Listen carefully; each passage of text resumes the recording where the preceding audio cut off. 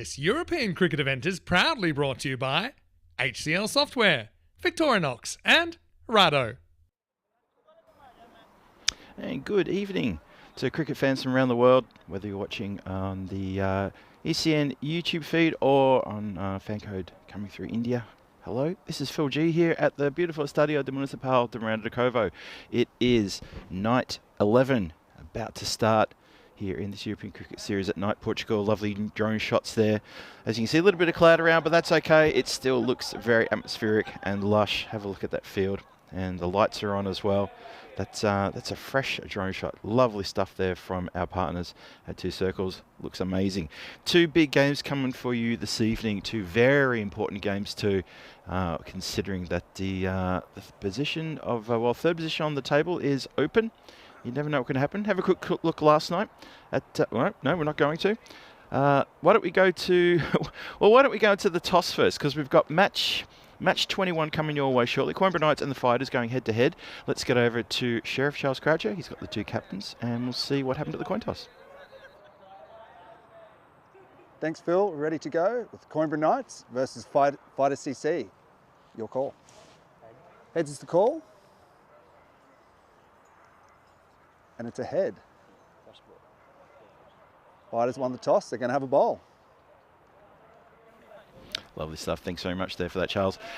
Sheriff there acknowledging that, yes, the Fighters did win the toss. They're going to have a bowl. Happy to send the Knights into bat today. And under some cloudy skies, but the forecast has no chance of rain. Recap of last night. The big two went at it last night. Punjab Samadura and Marlow head-to-head for a couple of games there. It was a big night. Obviously, a lot of runs scored last night as well. We'll come to that a bit later. But, yeah, if you joined us last night, you saw that Marlow and Punjab Samadura split the bill, both one win each. Tonight, though, Coimbra Knights and Fighters, they're both 1-5. Fighters have had really struggled to get a good game together in this tournament so far. This is their red-hot chance. Computer says 56% chance to 44%, tipping the scale slightly in favour of the Knights, so giving the home team the advantage. That's interesting. I probably would agree with that, just based on what we've seen so far. Just feel that the Knights have really struggled to gel and as a team and as a unit, and they're just not getting as many runs as they like to. In fact, I've got a few numbers in front of me. I'm going to dazzle you with. After 6 games, the Fighters have only managed to score 409 runs and they've lost 26 wickets in the process. The Coimbra Knights have scored 511 runs and lost 31 wickets in the process. So they've lost more wickets, but they've made over 100 more runs than the Fighters in the 6 games up to this point in the tournament. That speaks volumes. So the Fighters are lacking a little bit in the batting department. They need a couple of players to really stand out tonight and get on the board with a big score if they can have a chance of playing in the qualifiers next week. And I'm sure that's what they're here to do. They're here to stamp their authority, get maybe 2 wins tonight, and who knows, they could find themselves up alongside the Lisbon Capitals in 3rd position at the end of the night. And again, so it also can happen for the Coimbra Knights. So this is a very important doubleheader tonight. We're about to start. Here we go. Start with a leg side wide. All the build up and the thrill. And it goes leg side, unfortunately. So match 21 is off and running. And I'm looking forward to this contest. I know we're looking forward to last night's big contest. And there was a lot of runs scored last night, as I said earlier. I think the run rate last night was around 12.7. So some really good runs hit last night. Today, though, let's see what happens. So nothing yet off the bat. Just that one wide. Early days, though. Hajrat Sahota with the duty to open the bowling. And the Coimbra Knights, this is their home ground. And they're going to be looking to put on a pretty big score here. Like I said, they've scored a lot more runs than the Fighters in the 6 games leading up to this stage. Chasing the wide outside off and doesn't connect, unfortunately. Yeah, have a look at some of those stats there. That's interesting stuff. So 3,400 runs, just over. A lot of maximos and a lot of wickets. Not as many 4s, and that's because the ground's been a little bit difficult to get the shots along the ground to get value for money all the way to the boundary. The run rate at 9.3 runs and overs. So yeah, your pass score in sort of like low to mid 90s at the moment. And hit very nicely. There is a player out deep there. Need to be careful of that because that's a favourite shot of batters on this pitch, because this pitch gets a lot of unexpected bounce, but helps it with the bounce. 1 bounce, 4 runs. You can see they're just running into shot there. There was a someone guarding the point boundary, but he's just ever so slightly backward of point, and that shot was placed nicely by Dawood Mohammed, just in front of point. So a good shot to get off the mark.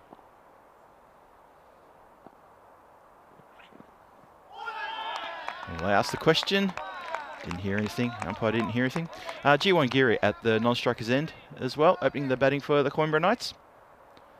And so far, not a bad start for both teams.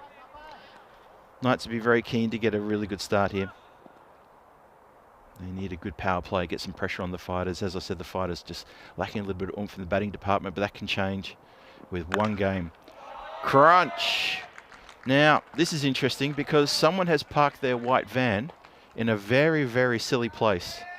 That may come into shot. Just have a look. Oh, just there. Now, that van has got to move because it's going to be trouble. I think the umpire spotted it as well now and just said, whoever owns that van, yeah, I think there's a bit of a word being said. So, yeah, lovely strike. Big Maximo, that one.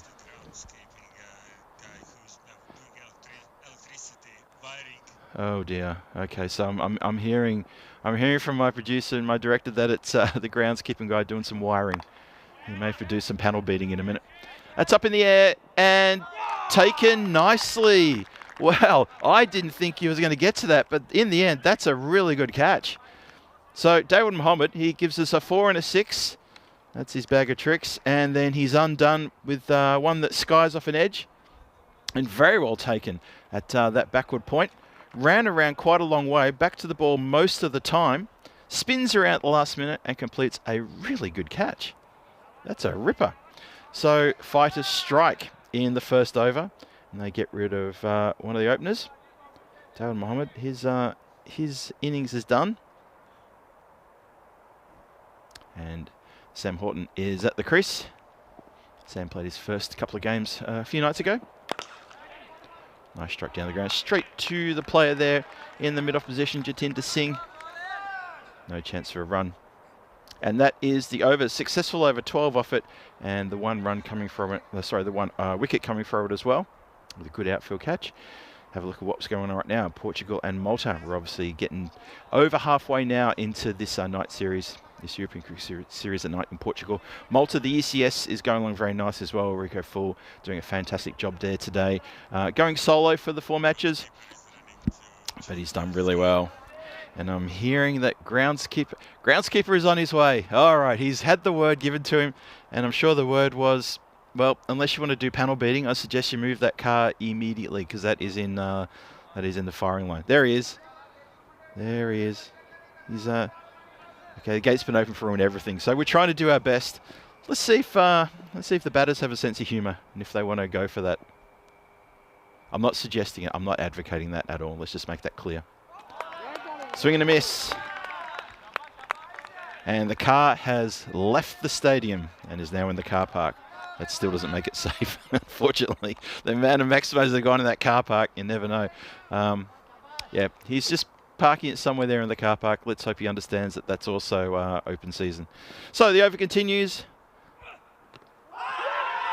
Oh, question been asked here. Very adamant they are. Obviously clip the pad. That angle is going to be hard to give an LBW on that kind of angle. And G1 Geary survives a shout. Have a look at this one again. Ooh. Wasn't missing a lot. There you go.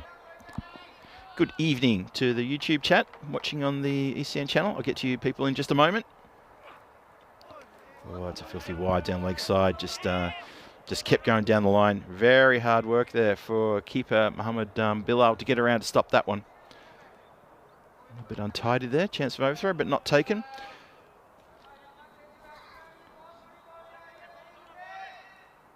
Yeah, that was the previous ball, the one that went leg side and just kept going leg side. Just hits the edge of the mat on the way through there. Horton now facing. Lets a wide ball go. Very watchful there.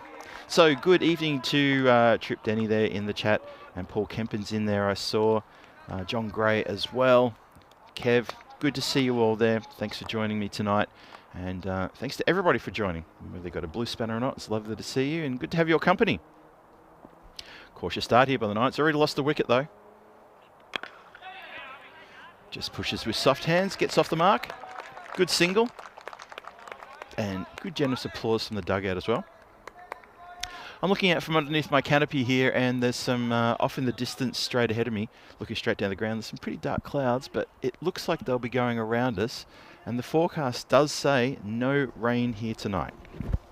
Although it's just looking threatening around the ground, but not over us. So do we believe the forecasters? I'm not sure. That's straight up in the air. It's a catching opportunity. A lot of work here. Taken very well indeed. Oh, what a good catch that was. That is Baljit Singh with a safe pair of hands, backing back a long way in that mid-on position and taking a very good catch. And Jiwan Giri goes for a third ball duck. Oh, Knights are in a bit of trouble now. 16 on the board. Fighters looking really ever present that they're keen, they're here, and they want a win. And they know they're going to want a couple of wins plus the bonus points to really push themselves into contention for a third position and challenge the Lisbon Capitals, who are currently sitting in third. But Lisbon Capitals, they've got a little bit of a tough run home. Their final games against Marlow on the Monday night before finals day. So Lisbon Capitals will be thinking, well, they'll be thinking they need to get wins to make sure that they are there on Tuesday for Tuesday action. Otherwise, one of these teams could sneak in. Hello there to Simo in the chat saying that one looked gone. Yep, I think I know what you mean there. Hello to everyone in the chat too. I'll get around saying hello to you all. I'll try to anyway. Good delivery of that. Good over this. And a really good start by the Fighters. Good to see them sort of bringing it together now, bringing their good game together. I was a little bit critical of them over the last couple of nights, sort of saying I didn't feel that they were really in the game. I always felt that last couple of times they've appeared here, just felt they were a little bit lacking. Oh, now this is trouble. Just pushed straight up in the air, and the easiest caught and bowled you'll see. And that is trouble aplenty now. This is really big trouble. Oh, have a look at this. Lucky is not lucky this time. Lakshan Weerakoon, big scorer, just pushes it straight up in the air, knows that he's mistimed that one terribly, and that is a great catch. And well, caught and bowled to Jatinder Singh. 16 for 3, and the Knights, I'm sorry to say, they are capitulating here right in front of our eyes. That is the end of the second, and Fighters are all over this. It's early days, but they are completely all over this one. Oh, you can see, yep. Lakshan, just a little sort of subtle shake of the head and just a little, oh no, you can tell he really felt that one, but he's a big hitter. He's been in pretty good form. He had a big 75 not out a couple of nights ago, and that was against Marlow. So, you know, he know he can hit the ball, but his innings is done in this game. So a lot on the shoulders of these two batters now. We're going to start the third. Harjit Sahota is going to continue. Sam Horton is facing. And that's leg side wide. So giving up the wides, Fighters still just an area of their game they really need to work on.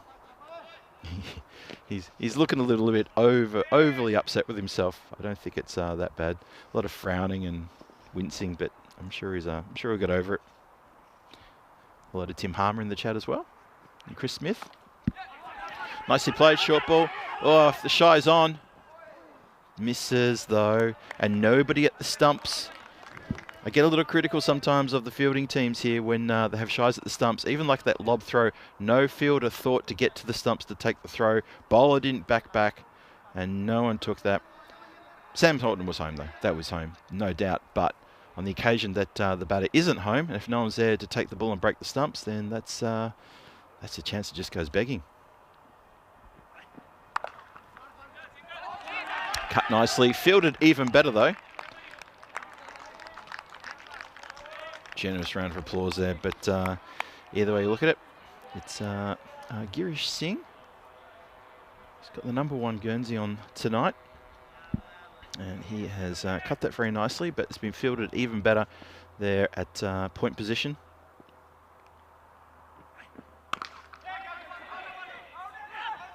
So happy to do it with the quick singles, these two. Just keeping that scoreboard ticking over. Right thing to do. Yeah, Girish Singh, he suffered a pretty bad finger injury, and I think it was game #1 or 2, which was at the start of last week, right at the start of the tournament. And he couldn't keep wicket, and he's been in and out of the team. He's back now. That's been pulled very nicely. His protection out there at deep mid wicket. He's one of the two men who are out deep mid wicket, and third man is on the boundary. Yeah, so it's good to see him back. He did say that he played a game the other night and he hit a 6. And he said as soon as he hit the 6, he felt his finger feel really strange. And I think he redid some soft tissue damage with that strike because he went out the next ball. But good to see him back. Very positive player. This is good work from these two. That scoreboard is ticking over. Okay, the boundaries aren't coming, but at least they're not getting stagnant and letting dot balls tie them down. So this is not a bad recovery. 22 for 3 now, getting towards the end of the power play. Still tough going out there. Conditions have been tough for batters. You can see there when we saw the stats before. There's a wide ball. And we saw the stats earlier about the average runs. We're looking at around 9.3 runs per over is the average. So that means the pass score is around 93.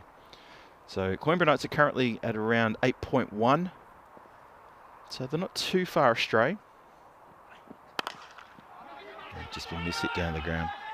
And good running. Direct hit, but well, Girish was well and truly home. So pretty good work from these two. The boundaries aren't coming, but as I said, it's good that the singles are coming. That run rate is not being let stagnant. Good from them to do that. It's the end of the power play. 24 on the board. 3 wickets down, though. Coimbra Knights need to be careful not to lose any more wickets, or they could be in a world of trouble. You see there, 12, 4 and 8 in these early overs in the power play. Terrific bowling, though, by the fighters, and catching very well, too. Very confident in the field they look. And I think that's really, really important for them to potentially notch up a good win here tonight if they can. Will do their confidence the world of good. You can imagine what that'll do if they take a win into the second game tonight too. They're a very confident side. They thrive on confidence. And I saw that last year when they played as well. They would a couple of losses and they'd be really down and out on the mat. But they bounced back with a win one night, and then they would carry that. You could just see that the win was ever so important for them to then have a really good next game. So just a little bit of a wardrobe malfunction there for a batter. He's just okay now. Girish Singh is ready. Muhammad Al Amin has got the ball. He's new into the side today. Get our first chance to have a look at him with the ball in this tournament. And he's been taken to the cleaners. First delivery for a Maximo through the deep mid-wicket area. Lovely strike. Let's see if Girish Singh shows any indication that maybe his finger's a bit tingly after that shot. And it was one of the, well, funny enough, he's actually shaking the left hand, and it was the finger, the small, not the small finger. It was one of the fingers on the left hand that actually had the injury. So there you go. So wide signalled, plus an extra one. So it's good work. The loose ball is put away, and the extra is taken on a fumble by the keeper. So pretty good work all round. Knights really trying hard to get back on here between these two. Girish Singh and Sam Horton working well together between the wickets. And fighters off to a great start, getting 3 wickets very early on.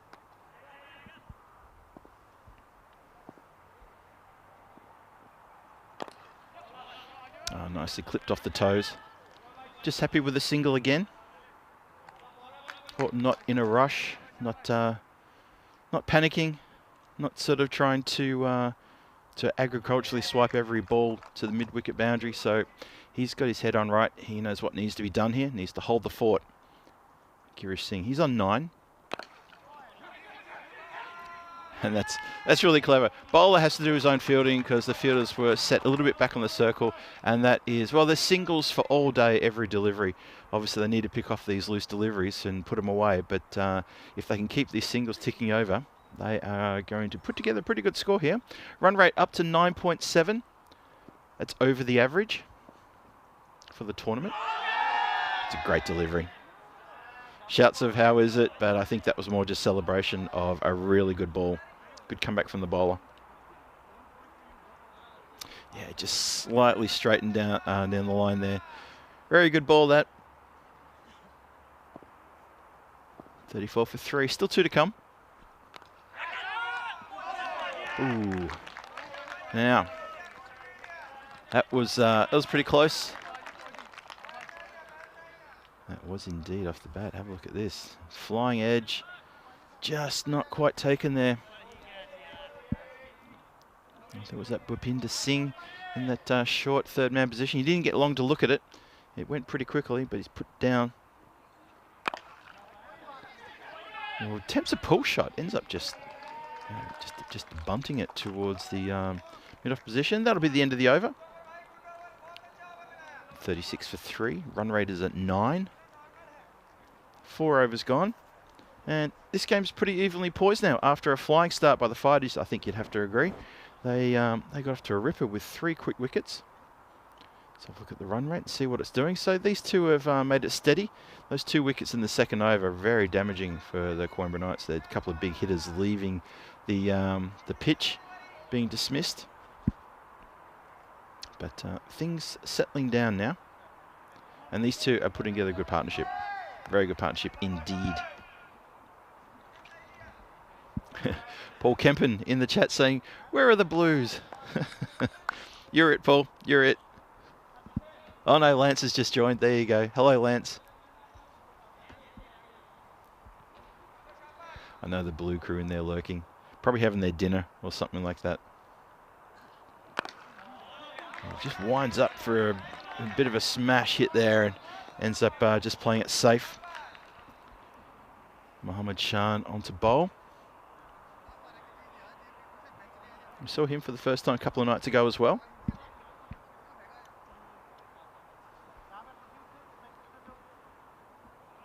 Hello to Rob Thompson and hello to Gollum as well. Good to see you both.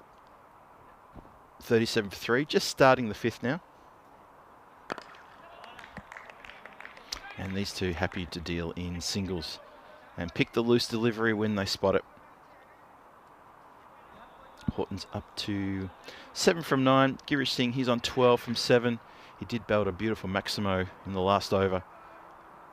And he gave his left hand a bit of a ring as a bit of a shake. And I think he's still carrying a bit of an injury that he sustained over a week ago now. Once again, if you're the Fighters captain, would you entertain the idea of bringing someone close in on the off and leg side just to try to put a little bit of doubt into the mind of the batters? Because it's they're pretty easily just pinching these singles here and there. I know singles aren't the most damaging.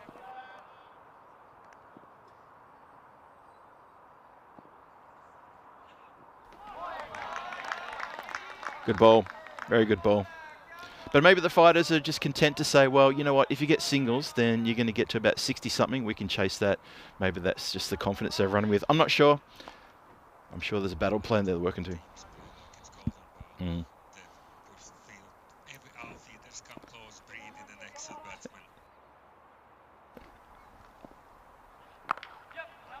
Nicely played with soft hands there. Just to the right of the third man. Easy single. Oh, the throw's wild, and they're onto that.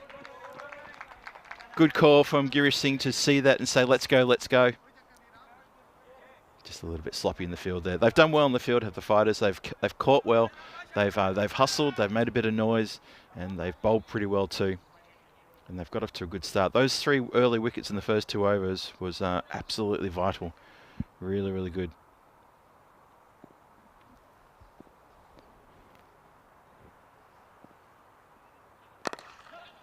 It's clipped nicely off the toes. The boundary rider on the leg side comes off the boundary. It's Gurswak Singh. And Just a single again. That is the end of the 5th. 42 for 3. 5 overs gone. We're halfway through the innings. And, well, the Cornbra Knights, they've settled down now from the shock of losing 3 wickets very, very early. These two have done very well. And it's 6 days to go until the Western Shield. It's almost upon us. It's I can't believe it's almost here now. So next week, Western Shield kicks off the Asian 11. World, European and the British and Irish 11. We're going to be defending their title as well. 4 teams going head-to-head in some T10 extravaganza. It's going to be like nothing you've seen before down there in Cardamom. And that is a really special present to you from us. We hope you get behind it and enjoy that. And I know that the social media for ECN is a buzz with a lot of quotes and chats and little short clips from some of the icon players who we've got coming up and a few other little special guests coming along as well. It's going to be absolutely fantastic. I hope you are ready for that. And I hope it's going to be a wonderful time. I know it will be. It's going to be awesome. So much work's gone into that. Big congratulations and pat on the back to everyone back in the ECN office who've put this together. It's going to be great. 6th over starts. Smashed down the ground. It's gone fast. And it's unfortunately gone straight through Baljit Singh, who I don't reckon he really saw a lot of that. He saw a bit of it but when it bounced just straight through. Oh boy, yeah, that could have hurt. But that is a really good strike from Horton, who saw that one in the slot and said, "I'll have that." Sorry, it wasn't Baljit Singh, it was Rahul. Apologies to Baljit Singh wherever you're fielding. I saw the one on his back and I thought that was him. I'm sorry. Rahul, the skipper, letting one through. Jatinder Singh comes back now. And he does come back. Not out though. Good delivery. Have a look at this one again. Really good delivery. Gets him playing and swinging as the ball's going across him like that. Tell you what, wouldn't be long to get a feather edge. If you're going to keep bowling there, you might want to bring that third man a little finer. Chop down. Nicely done. Straight to the player there at deep point.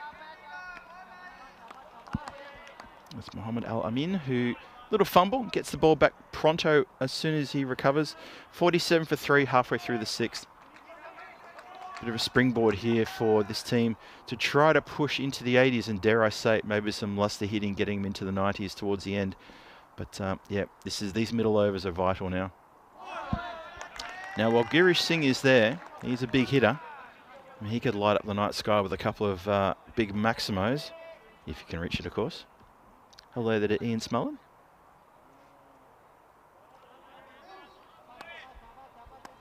Everyone's talking about who they picked up in the ECL sweepstakes. I actually haven't looked and seen who I've got yet. Hit down the ground, just the single. Yeah, I'm sure I've got the link to it. I think Kev posted the link to it in the chat earlier this evening. Thank you very much for that, Kev. I need to click on that and have a look and see who I've got. I'm not sure.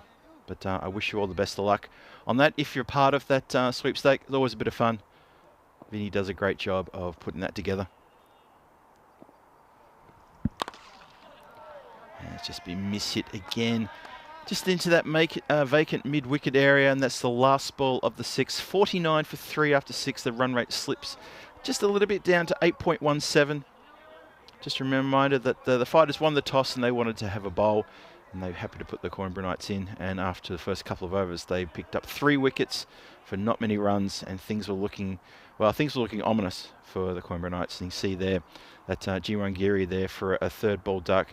Lakshan Weerakoon, big surprise to him, caught and bowled in the 2nd over with only a 2-ball duck.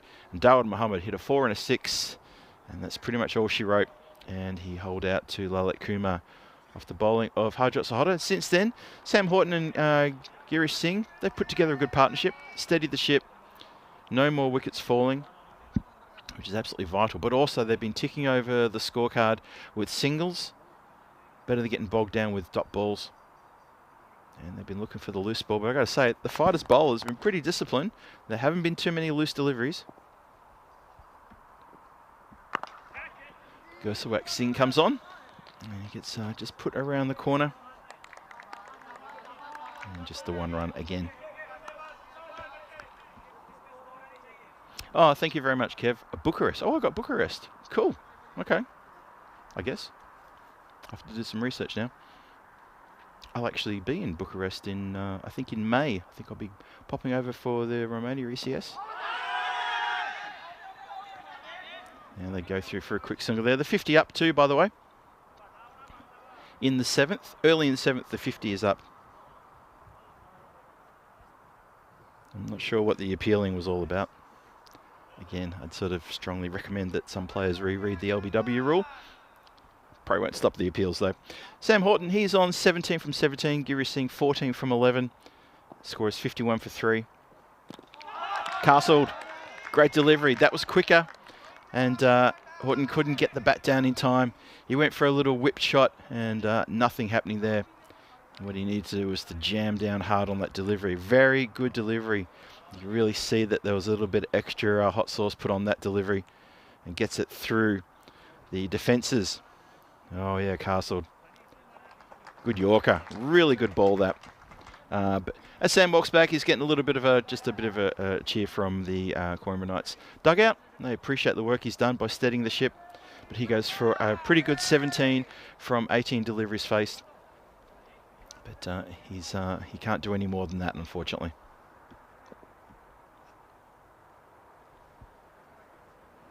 So Gursbach Singh gets the 4th wicket. 51 for 4, halfway through the 7th. That has been smacked, but it's been smacked really hard straight back to the bowler, who's wringing that right hand and saying, well, you can high-five me, but maybe just go easy on the right hand. Well, Harjit Sahada didn't want to do that. He wanted to give him a proper slap on the hand and say, well done. That is a really good, sharp catch there. Have a look at this one again. Blink and you'll miss it. Crunch. What a good take that is. Straight into the mitts. The right hand comes off as he says, ouch, ouch, ouch, ouch, ouch. Don't show any discomfort, don't show any pain. Out to Asamad. He goes for a first bowler. There's the Hall of Fame for the hat tricks in 2025. Only 2 this year so far. We had one a couple of nights ago. Rahul Huda bowled a terrific spell when he got 5 for 17 and finished with a hat trick. Let's go, hat trick ball. Oh, nice one. Full, slow, but just pushed out onto the leg side. And we all reset. Falak Zeb knew it was a hat-trick ball, must have heard me, and just said, no, it was on the stumps. If he'd missed it, he probably would have been done LB, but not to be. Well played. Just has to wait on that one. Gets through the fielder in the covers, but he has backup. That's good running from Zeb to call him. Girish Singh through for 2. Good running indeed. They get a couple there on the misfield. So Coimbra Knights, after 7 overs, they now get to 54, which is it's still slow going. So tomorrow in Malta, the European Cricket Series continues with Rico Full looking after duties down there and doing a fantastic job too. The power hitters against the Red Stars the first 2 games in the morning. And then the afternoon games, Sweekie United take on Matter and that's a couple of really good matches. That's Group B action tomorrow, day 7 of 11 there in Malta. It's starting to get towards the pointy end of the competition there. And it's starting to get a little bit squeaky up here as well. Starting to get pretty tight. Mohammad Shan comes back on. Good ball. Seb just pushes it out to the covers. So it's pretty slow going now. The run rate's now gone down to 7.67, just ticks over to. 55 for 5 is the score. Now Girish Singh, he's on 16, and he's got 2 overs and 5 deliveries to try to make something out of this for the Coimbra Knights. Winds up and just gets the miss hit down the ground. It's going to be tough. Evening to Christopher Ward. Joins the chat. Hello there. Hope you're well. He's coming in at an interesting time, Christopher. The Coimbra Knights are just struggling to get bat on ball here. They can't really send a middle. And they can't get an edge either. Luckily for Falak Zeb, he couldn't get an edge on that. Tried. And almost came undone. Mohammad Chan has bowled pretty well, have to say. Give him credit where it's due. Still got 3 to go in the 8th. I think the fighter's decision to bowl is turning out pretty good. Up in the air. Chance for a catch. Taken. Clean as a whistle that was taken. And that is Baljit Singh, who's fielding at the in the long on position. I thought he was in long off in front of me earlier. I blamed him for letting a ball through. That was actually Rahul who let that one through. Baljit Singh takes a really good catch. Felix Zeb can't get enough on that. He knows it too. Swings the bat in disgust with himself. Cannot believe he's holed out like that. Should have probably put that one a lot further over the boundary line. So another wicket falls. And Coimbra Knights now in trouble of really stagnating in this innings. He's filthy with himself. Really filthy. Knows he really made a hash of that. He's looking towards the edge of his bat as well. Well, he'll get a chance in the next game. And he'll get a chance to pro bowl as well. So go easy on yourself there, mate. Felix Zeb skippering the Coimbra Knights tonight. So 6 wickets down. Fighters having a really good time in the field tonight.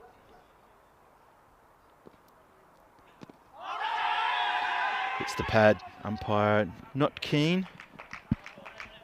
Not interested. It's Ishwar Karnell, I think, has come out, the left arm spinner. Have a look again. So umpire feels that ball is doing a little bit too much. So Girish Singh's still there. He's the anchor. He needs to hog the strike. He needs to farm it. Don't be surprised if he looks for a single here. Oh, it's a wide. Karnell backing up for a possible extra. No, not to be. Shan's got a smile on his face. He feels he's done pretty well for his almost 2 overs there. He got 1 delivery to go. I think he's fair enough to get a pat on the back from his teammates as well when he finishes. If this one could be the last ball of the over, he's done really well. Economic and picked up a wicket. It's really good. Great over, good bowling spell, well done. 1 for 9 from his 2 overs, 58 for 6. 2 overs to go. Remember, the Fighters won the toss, selected the field, and that's looking like it was absolutely the right decision.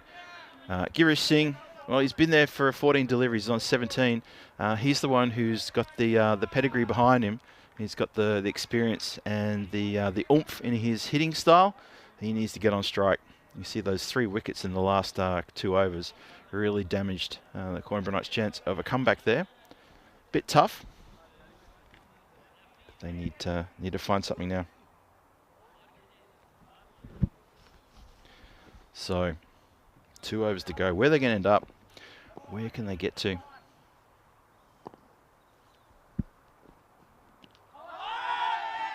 It's the pad. They're going to go for a single, almost a collision between bowler and batter.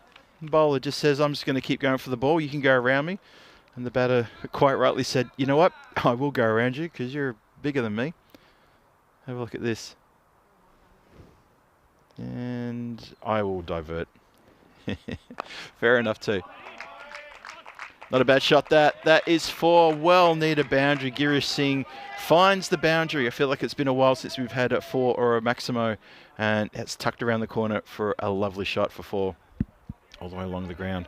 Singh, he races now to 21 from 15. The score is 63 for 6. And again, it's about that charge into maybe the 80s. I think the 90s are going to be possible now. There's only 10 deliveries left in the innings. And Gursprat Singh is bowling pretty well. He's got 2 wickets as well. So they've still got a fair bit of work to do here, the Coimbra Knights. They need to find something these last 10 balls. Miss hit straight to the fielder. And they just take a single as that throw. It comes into the keeper just on a couple of bounces. So Singh needs to get back on strike. He needs to have so he's going to have a chat with his batting partner. I think the word is, look, maybe you should be playing a single, get me on strike. We need to get me on strike so I can be hitting. Ishwar Karnell, he's a very talented player, but I don't think he's troubled the boundary line since this tournament started. I don't think it's it's not his thing. I mean, he's in there for the bowling, of course. Well, maybe I should take that back because he's belted that beautifully for 4. Commentator's curse hanging over my head once again.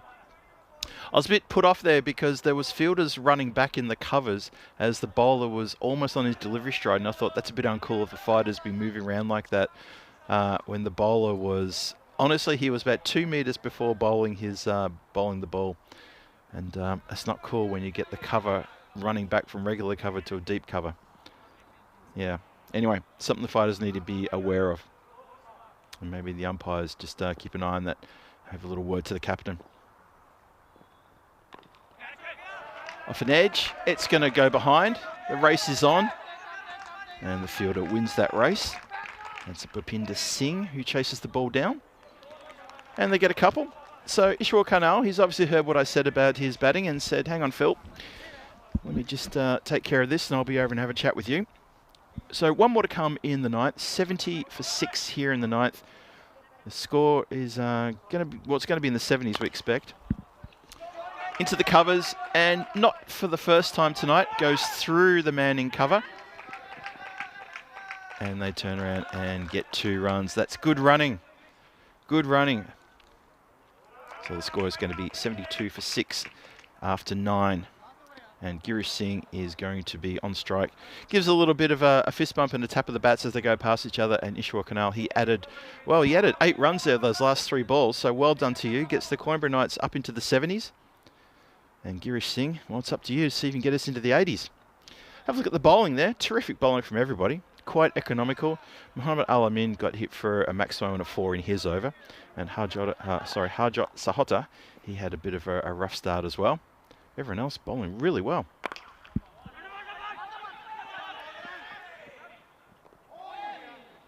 Ooh. Now, is Ishwar okay?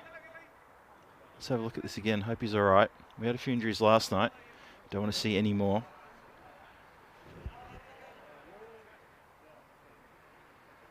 Okay, I think the ball's just come in and collected him on the side. Hopefully he's all right.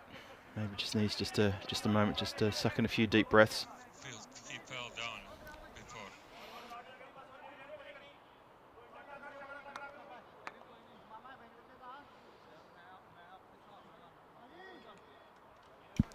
So he slipped before he got to the striker's end. And it did look like the ball might have collected him, but I think it was the slip that sort of took the wind out of him. But he's up and now. He's all right. 73 for 6, 5 to come.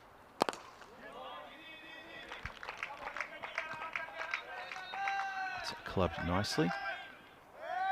Ishwar looking to take another one here. He's halfway down the pitch. Girish Singh, I don't think is interested in taking a second run. I think... Oi! Girish Singh looking back at the fielder and saying, what's that about? I thought we were friends.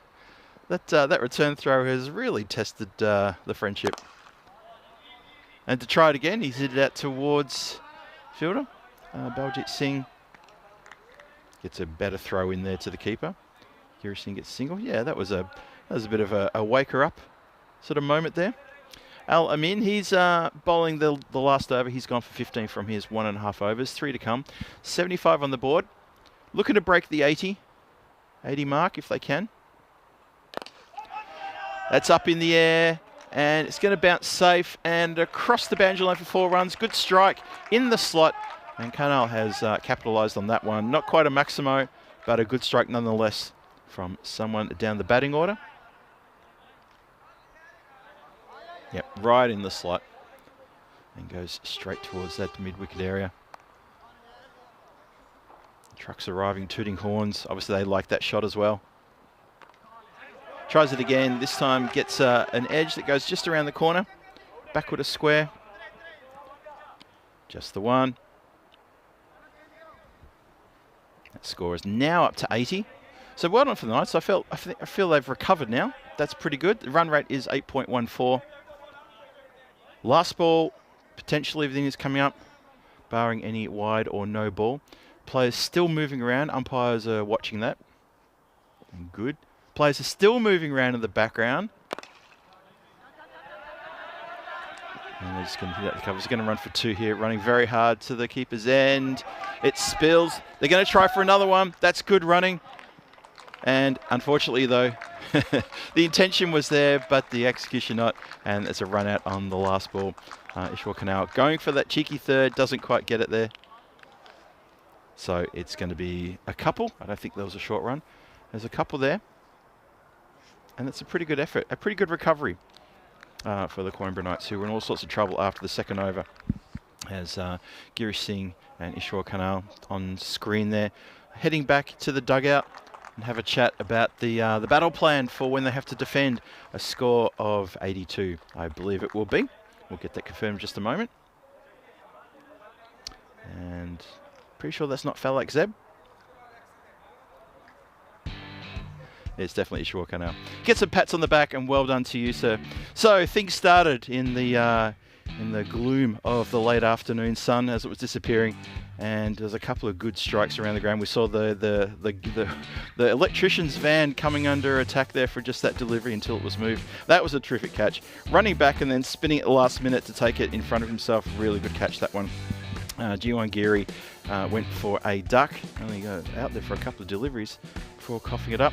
Lakshan Wirakurun here will hate watching that again and again. Just first ball, spooned it up as easy as you like, and cannot believe the misfortune there. That's Girish Singh who said, all right, I'm into this. There's him shaking that left hand, and that he's definitely aggravated that injury again in his left hand. That was an opportunity put down. Bhupinder Singh, a little bit too hot for him to get straight through the captain Rahul here, right in front of me, but didn't cost him much because there was a wicket almost straight away. Sam Horton getting yorked with a great delivery from Gurswat Singh, who bowled pretty well. Good effort from Sam though, 17 from 18 deliveries, got the Coimbra Knights back up to something. Then the very next ball, how about that for a return catch? That is pretty much lightning. Hurt the hand, but important to take the catch. And then Mohammad Shan came on, and he bowled very economically. Felix Zeb has come undone trying to hit it out of the ground and can only get it within about 10 metres of the boundary rope. A little bit of resistance towards the end there. Girish Singh was still there. Ishwar Karnal, hats off to you, because I was saying that maybe you need to get Girish Singh on strike and play the guy at the other end. He came in, he must have heard me. He's come in and he's hit a couple of boundaries, and he really hustled for a couple of runs. He was not satisfied with singles. He was looking for two all the time, and good for him to try that.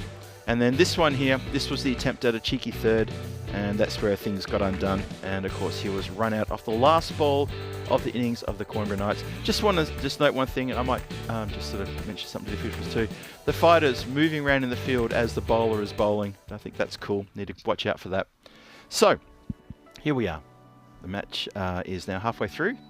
Match 21, the Coimbra Knights, they have put on 82 for 7. And with Ishwar Karnal run out on that last ball, 14 to his name. Good work for him. Dawood Mohammed, 10 at the top there. But that partnership between Sam Horton and Girish Singh, really, really important, that one, because things were looking pretty dire at one point. 3 down they were for not many runs. So Girish Singh, well done. 26 not out in a score of 82 with that good partnership with Sam. And, well, hopefully he haven't aggravated your finger too much. I'm not sure if he will keep wicket now, because you see him who's ringing that hand pretty heavily. Felix Zeb might take the gloves. We'll find out shortly. So, yeah, that partnership between those two, it was worth, 35 runs. And it doesn't sound like a lot, but it was really important after the third wicket fell on 16. Good bowling there. Jatinder Singh, 2 for 11. And Gurswat Singh, 2 for 17. Mohammad Shan picks up 1 for 9. At the top there, Harjot Sahada picked up important wicket, 1 for 20. And Muhammad Alamin, he went wicketless and yielded 22 runs from his 2. So a really good effort there from the fighters, I have to say. I think they did really well in the field. They bowled pretty well.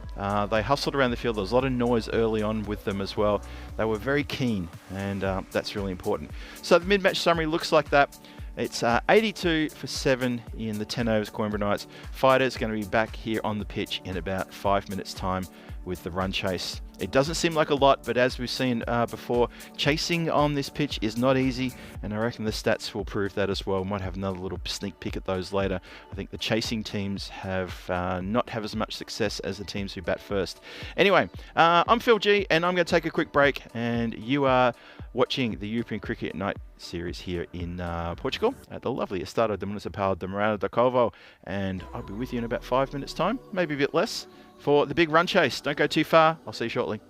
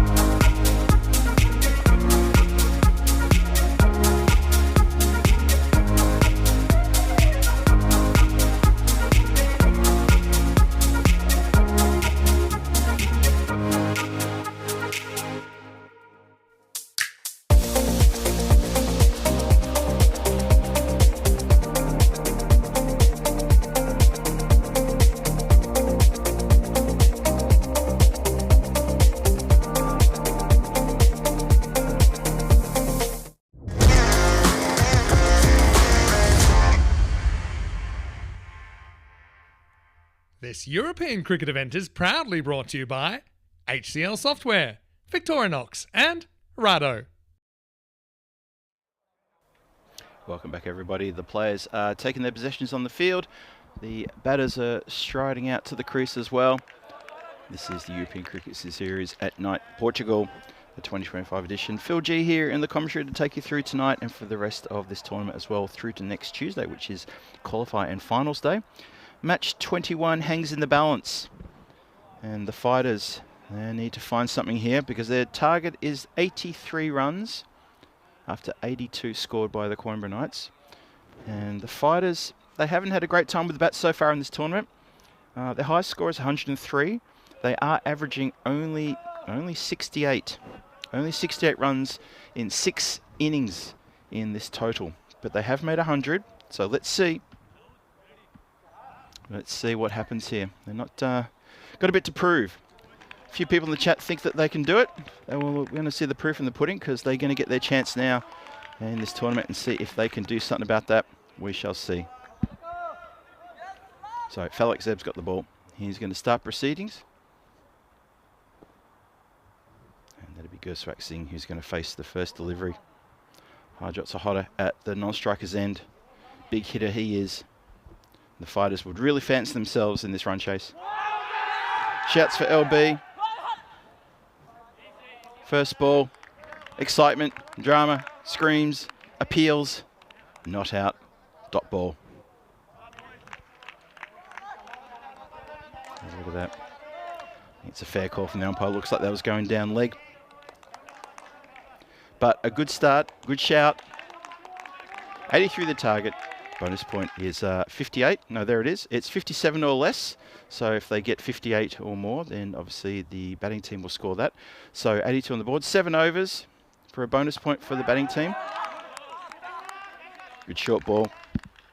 Yeah, so for the bonus point equation, just come back to that for a moment. The 82 was the score, and if the fighters can achieve that in 7 overs or less, that they will pick up a bonus point. And for the Coimbra Knights, well, if they can restrict this team to 57 or less, they'll get a bonus point. Points are plenty out there. Let's see where it goes.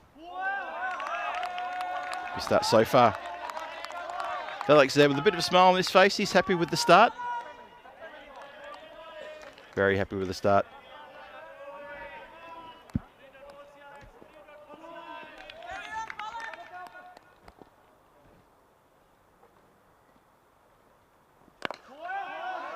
Nicely defended.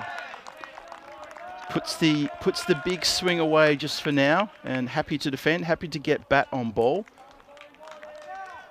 Gerswexing just applying some caution there. They've got a lot of time. The run rate is not out of control. It's quite gettable for this team. That's been hit very well just into the covers. Good sliding save there.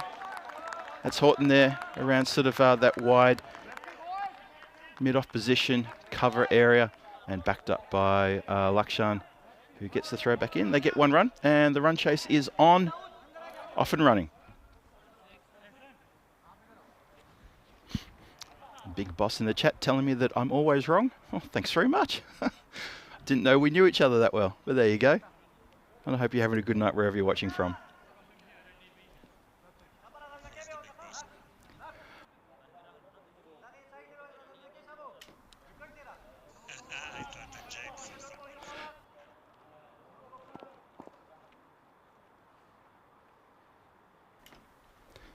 Harjot's a hotter now. Nice strike down the ground.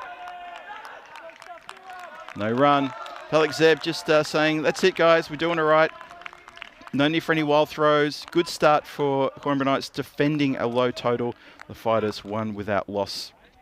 And they seem, well, they should be pretty happy with that. It's been 18 matches since the Golden Ball, and you never know. This could be the match. This could be the night. Wouldn't that be something? I kind of feel that when the Golden Ball hits this tournament, it may be a double. Yeah, I don't know where that feeling's coming from. Maybe more wishful thinking. But it's been 18 matches since the Golden Ball, and the numbers start to climb yet again. Let's see, tonight could be the night. And thanks to everyone's support. Hoping that we do get a Golden Ball. We shall see. So, a lot of work to be done out there for both teams. This is not a foregone conclusion at all. It's a tricky little run chase. The target's not huge, but a couple of good overs here for the fighters, and they'll be on track. We start the second over with a wide. They need to really watch out for these extras. The Coimbra Knights. That is going to really undo them. Jiwan Giri there just straying leg side. A lot of people in the chat saying the fighter should win this. That's a nice strike up in the air, just over the head of Horton running backwards. It's going to be looking for the not looking for the second. Oh, backed up, but a little bit of fumble there. So it's all happening out there. Feel there's just a few little nerves out there. It's a good strike. Landed safely. And hello to Julian Dawson. You joined at a good time.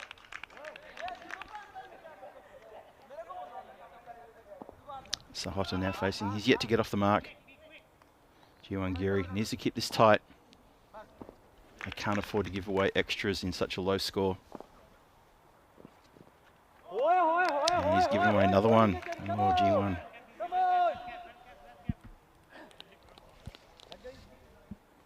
So yeah, this is an interesting power play, this one. This will be very testing on both teams.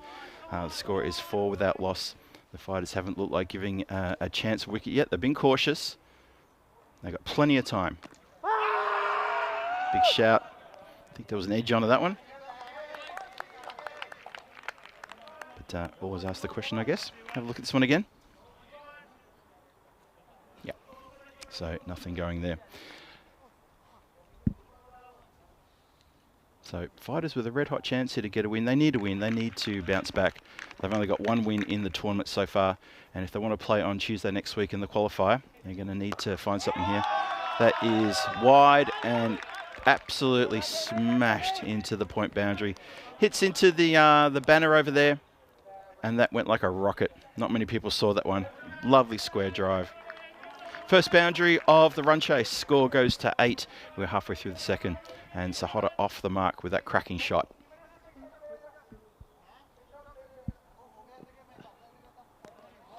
And that one's left. They've got plenty of time. The required run rate is only 9 runs per over. It's even 75 off 50. So there's plenty of time for the fighters to accumulate these runs. They can see off these early overs while the Coimbra Knights are trying to apply pressure. It's a nice little touch and an easy single there all day there. And fielded by Hassan Memon out there. Hassan Memon, who is a childhood friend of the captain, Falek Zeb.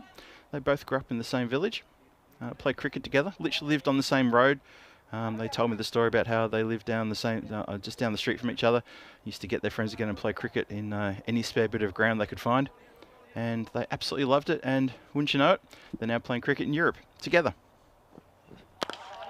Shot down the ground, just miss-hit, and it goes, bounces about halfway towards the boundary. Just comes to a halt there. Shawkanoa picks up. Sam Horton was put on the long off boundary just before that ball was bowled, so they maybe felt that it was going to be a bit of a strike down the ground. 10 without loss after 2. So a cautious start for the fighters, but a good start for both teams. And this game is building nicely. It's just simmering gently. So you can see why this game's important for these two teams. They're both sitting, well, they're sitting in 5th and 6th, Coimbra Knights and Fighters respectively there on 7 and 6 points. A win here will see one of those jump over the Gorka 11 team, at least into 4th, and sets them up nicely to challenge the Lisbon Capitals in the next game if they can get a win here. Well down leg. Yeah. So challenge the Lisbon Capitals, I mean, as in the next game between these two teams, to challenge the Lisbon Capitals, who are sitting in 3rd. And put it this way, just hypothetically, if the Fighters win this and they win the next one, then they may dislodge the Capitals in 3rd position. So that's something that to think about. Coimbra Knights, same situation. If they win both games here tonight, they could also do the same thing. But a lot of cricket to come this evening. Looking forward to it. Good bowling here from Zeb. He seems very hard to get away, very hard to get bat on ball. And I know this is an important run chase for the Fighters, and they are applying a bit of caution here, and I can understand why. That run rate is now up to 9.52.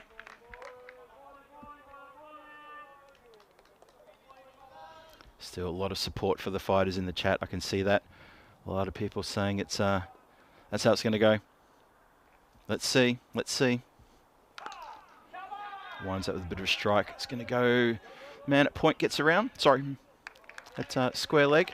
Gets the throwback.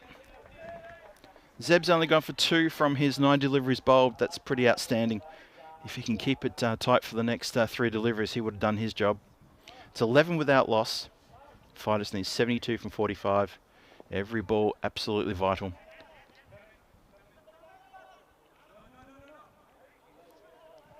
So long off. Long off. No, long on goes into mid on. He's standing at a very, very straight mid on position. Edged. And that's going to run away. Is he going to get away from Atta? No, Atta Asamad. He fields it well. Back for 2, asking the question. Well, gone. Can you believe there was a second run there? I didn't think there was. And, well, that's unfortunate for the Fighters. They have lost that first wicket now. A good bit of work there on the boundary line from Atta Asamad to get the ball in sharpish. Let's have a look at this one again. It was an edge.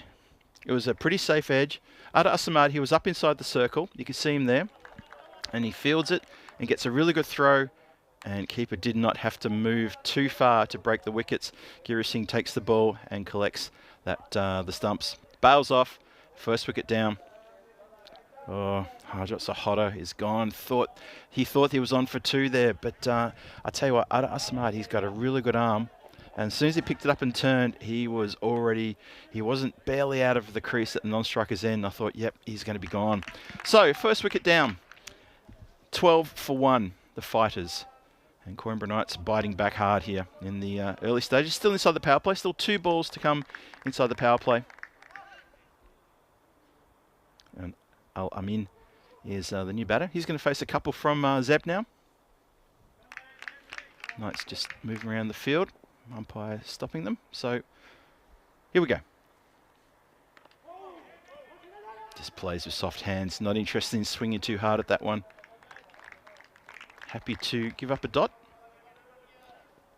So last ball of the power play coming up. Very evenly poised this game. Very evenly indeed. I don't know. I wouldn't tip it in anyone's favour right now. I would call this perfectly balanced. I think this is a cracking game we've got on our hands right here. 71 from 43. The run rate required is 9.9. That's a wide ball. Well, Cornball Knights cannot afford to be bowling wides. Not in this game, because there's so few runs for them to play with. They need to defend nice and tight. So we'll try that last ball of the power play one more time.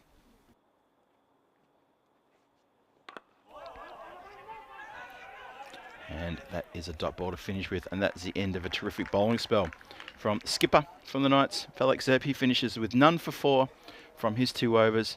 Really tight bowling.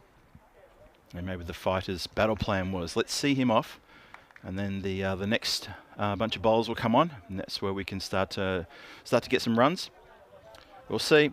7 overs left, and there's 70 runs to get. And that's pretty straightforward what they need to do. So you have a look there. Started very cautiously with 9 off the second over. That was a good over for the fighters, and then 3 off that second over from Zeb. The Coimbra Knights, have a look at that their tower block situation. Well, they lost 3 wickets after 2 overs, and that was trouble for them. Both a good partnership between Horton and Girish Singh got them through to about the 6th over, and that's when Horton lost his wicket. And that recovery did a terrific job for the Knights. Gets them up to a total of 83. It's a target they can defend, or is it? We'll see. Could be tough. Could be. Next couple of overs are going to be very vital here. Ada Asamad, he's going to bowl the next. He starts us off with a wide delivery.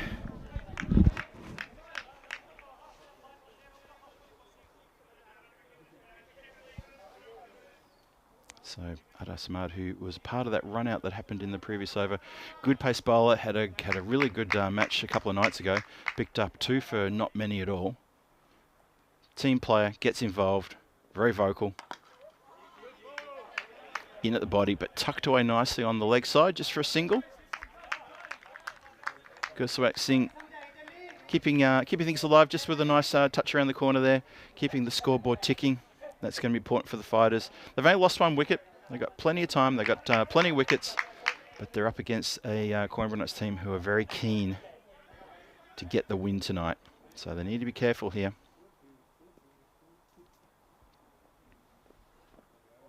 Oh, swing and a miss. So close to an edge. Al-Amin just misjudging the pace that Asamad can do there.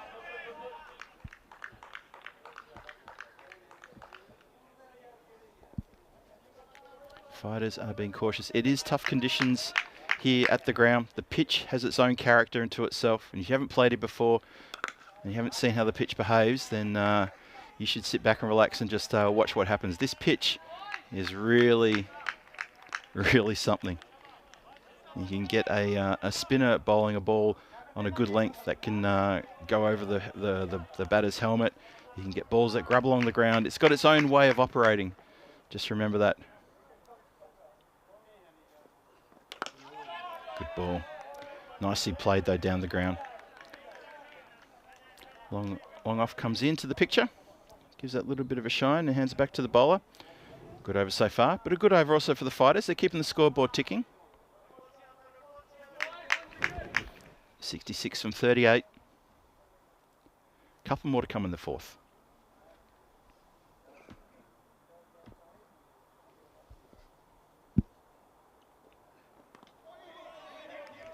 And Al-Amin gets one just tucked on the leg side as well. Sounded like it may have come off either high in the bat or maybe off the glove. They're keeping that scoreboard ticking. Good work here from the fighters. They're being cautious. They don't want to lose another wicket. They don't want to open the door for the Coimbra Knights. At the same time, the Coimbra Knights wouldn't be upset about this. There's keeping the pressure up. Might even want to get a couple of fielders in a bit closer on the leg and offside. That's hit the pad, going well down leg side though. No chance of anything more apart from the umpire saying that's the end of the over. 4 overs gone, 18 for 1. Tough going out there for the Fighters, very tough indeed. And both teams will feel they're still in with a red-hot chance of picking up the points here. Not sure about the bonus point, but I tell you what, both teams are would be very, very keen to be talking about the win. Coimbra Knights have now bowled 4 overs. They've only given up 18 runs. Have a look at the run rate there. It's below the red line, which is where you need to be in terms of your run rate for the bonus point. And the Fighters still have a bit of work to do. Plenty of time, and plenty of batting power too in the lineup. But I feel that someone from the Fighters needs to come in and basically take this game away from Coimbra Knights. It will take one player to play a great innings, 30, 40 runs, maybe of, maybe 20 deliveries, that kind of innings, and the game will be taken away from the Knights. Let's see. Straight shot down the ground. Miss hit though. It's going to just crawl to a stop.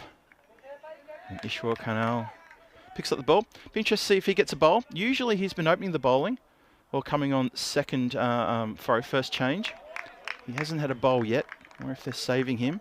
He's a gentle, left arm, sort of round arm spin that he bowls. Be interesting to see. And comes down the pitch to meet that one. Udin just getting one past him. Gursuwak Singh, he's been there for 14 deliveries. He's only got 6. He's being very cautious. I choose the word cautious carefully. Cautiously, maybe, if you like. Al Amin at the other end, he's been there for 6 deliveries. He's on 3. It's tough going for the Fighters, but they are fighting. That's important. Well, there you go. So Udin gets the breakthrough, and Gursuwak Singh, his innings comes to an end. So he goes for 6 from those 15 deliveries. So the caution that he was exercising there hasn't really sort of done a lot for him. And he's come undone there. And he's getting a proper get around, is Udin. The team are very happy with that wicket. You miss, I hit, bang.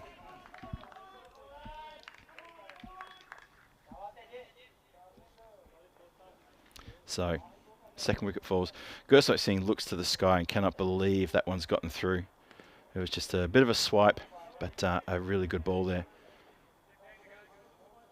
So, anyway, his innings done. He'll be back for the second game. Don't you worry about that. The Fighters will all be back for the second game, but they've still got to negotiate this one. That's Jatinder Singh comes out now. And he's got a pretty good record with the bat here on this ground. So let's see if he can get amongst the runs. They don't need a lot of runs, the Fighters. They're still in with a shot here. And of course the Coimbra Knights in with a shot too. 19 for 2, halfway through the 5th.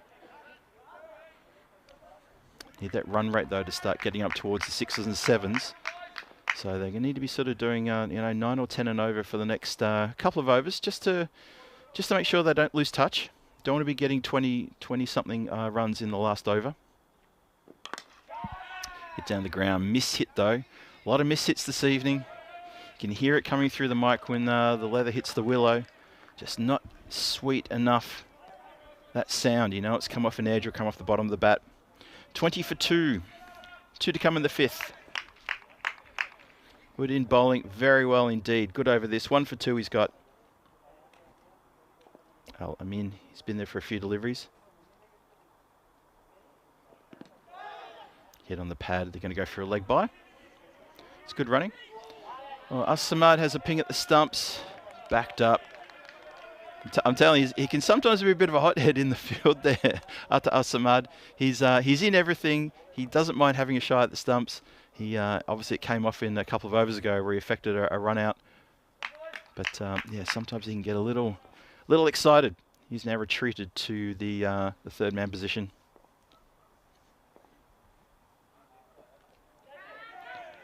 And that has come off the body, I think. Hopefully it's not a bad injury. Let me have a look again at where that hit Jatinder Singh.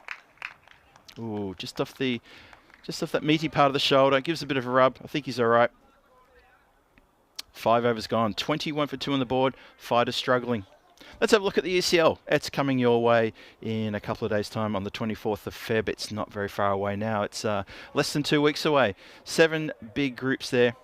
pick your favourites. There was a bit of talk in the chat before about who's your favourites. I know Paul Kempen loves Roma CC. And of course the sweepstakes has been sent out as well. And apparently I've got ACC Bucharest. So go ACC Bucharest. Do it for Phil G. And I'm sure you've all had a good chance to look. If you're in the sweepstakes, have a good chance to look and see who you've got, who you've picked up. Our good mate Kev in the chat posted that link. We start the 6th. Oh, that was close. I'm not sure if there was edge on that. There wasn't a lot of reaction from the Coimbra Knights. Maybe it didn't come off the bat. Let's have another look. Would that come off?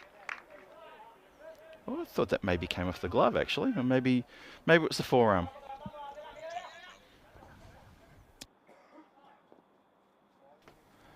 So Karnal does come on. He comes on for the 6th, and he's just yielded one. Oh, yeah, ambitious shout, that one.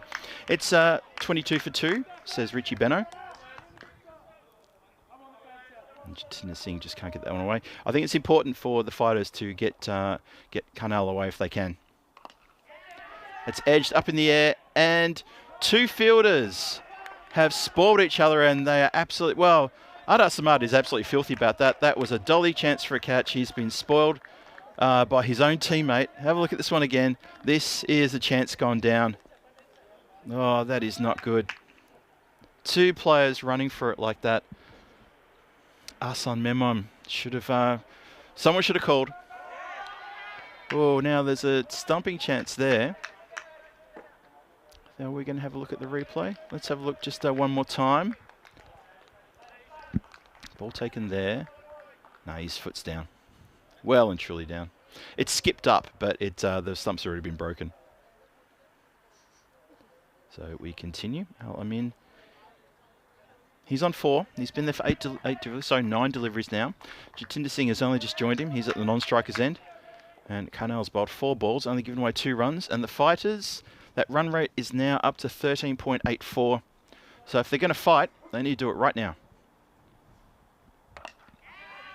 And that's a pretty good shot. Just over the outstretched hands of Panda Waddup, who almost takes an amazing catch. But it was a little bit of aggression in that hit as well, which I think is what was needed. Look at this. It comes down, and in the end, probably, I don't know, maybe 8-12 inches away from the fingertips of Panda Waddup.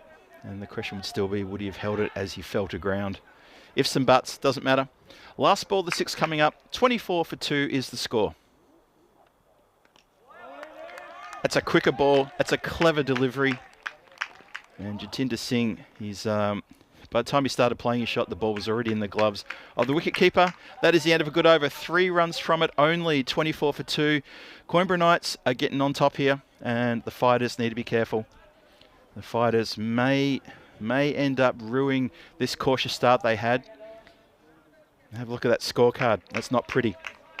6 overs, 24 for 2 on the board in T10. That's, well, I know conditions can be a little bit trying out there, but I think they need to be doing better than that. Muhammad Al-Amin, he's on 5 from 10. Jatinder Singh, it's on their shoulders. And obviously the players who come in next as well. So there's a fair bit of work for the fighters. If you're supporting the fighters, tell me what you're thinking. That's hit directly to point. Panda Waddup fields it, gets it back to the keeper. Can't stop the single though. Adar Samad is coming on to bowl. Just having a look at the replay of the height there. I think that's okay. Fair enough that the umpires just want to have a second gander at that one.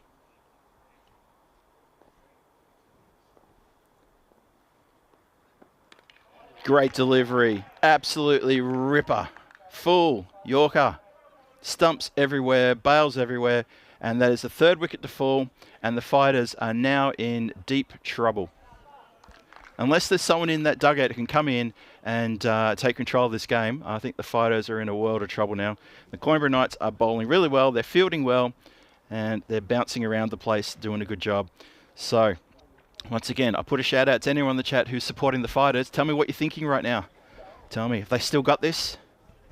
Or are they going to capitulate to the Coimbra Knights in this first game this evening? Match 21 in the balance. Now, I got to say, if the fighters can't get up here, that could be the tournament done for them. Now, Mohammed Jan comes in, and I've seen him hit the ball a long way. This is centre stage for this man to come in and just do a quick fire 30 or 40 runs and take control of the game. He could do this. Gee, he hits the ball hard, doesn't he? Really does. Goes out to the square boundary on the leg side. Get through for a single. He's off the mark straight away.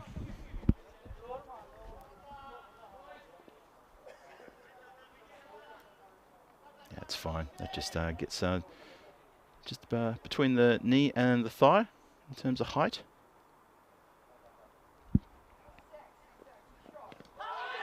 Hits him on the pad. And given the finger is raised, LBW Asamad gets a second in the over. Oh, this is really turned around now. Properly turned around. 26 for 4. Only 2 to come in the 7th. Fighters in trouble. In trouble. John Gray says even the bonus point's looking difficult. Oh boy, it sure is. Ada Asamad, he is a good bowler. Big Boss agrees. Asamad, good bowler. He is. And he's pumped. He is really pumped. He's been involved in this.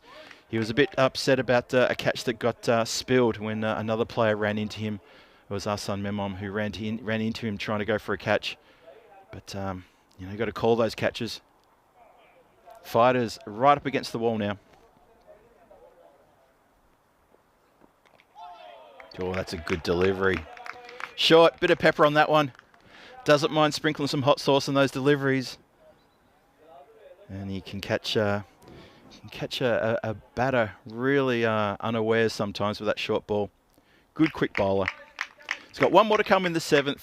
Score is 26 for 4. The target is 83. The fighters, they need to find that fight. Oh, not sure what the appeal was for, because I'm pretty sure he hit that. Panda Watt up with a little bit of a theatrics in the field there, throwing the ball behind his back. Have a look at this one again. How quick was this? That's fantastic stuff from Panda. Keeping the smiles on the faces of the kids around the ground as well. So, the match at 22. Let's have a look at the fantasy board here. And well, there's no changes to the team. That looks all pretty much who we got here tonight. And that is going to be a corker of a match. Obviously, this one still has to play out, but match 22 starting at 8 o'clock GMT, 2100 Central European Time, and 1:30 in the morning Indian Time. Hope you can stay with us after this game. We'll have a short break, and then we'll be back to start that one, match 22. But we need to get through this match 21 first, which is interestingly poised.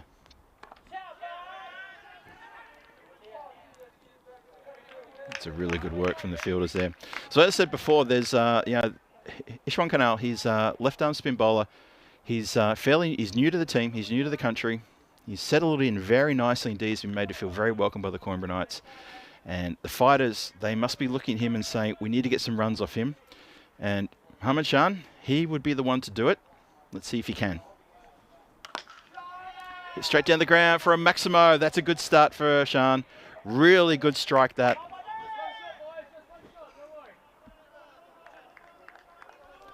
James Peel with a superlative comment. I won't read that one out, but fair enough. Score goes to 34 for 4. And Carnell has been taken for a Maximo. That may be the first Maximo of this innings. I'll have to double check that. Just hit down the ground, miss hit. They will go through for a single, looking for maybe 2. Shan's not interested in 2 there. I thought he might want to get back on strike, but that was maybe a bridge too far.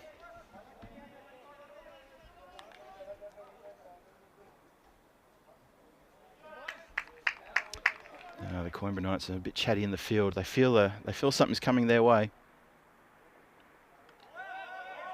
Oh, good delivery. Gets a dot through. Have a look at this one again. Yeah, just that pitch, just playing that little role it plays by just bouncing up a little bit higher. Look at that, goes through just underneath the armpit, that one.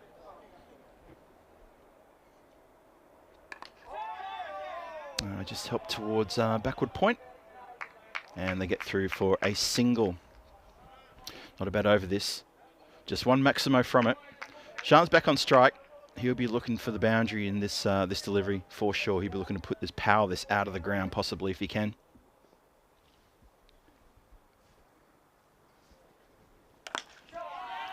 Winds up and hits it straight to the player who's down there. That's Udin. Just the one. He will retain the strike, and I think that's important for the fighters. He retains the strike going into the 9th over. Does it all happen in the 9th? Well, the fighters need 46 from 2 overs. The run rate required is 23 per over, so they're going to need maximos and they're going to need 4s at a minimum. Anything less than that, and the game is going to be gone. And the Coimbra Knights need just one more tight over, maybe another over and a half of tight bowling. Have a look at that. Obviously, the 7th over has proved pretty bad for both teams. 4 wickets falling in total in that time. But as you can see, that the fighters haven't even got up to the red line, which is the bonus point run rate, let alone the match winning run rate they need. They're still very much astray of that. So, 46 from next 2 overs.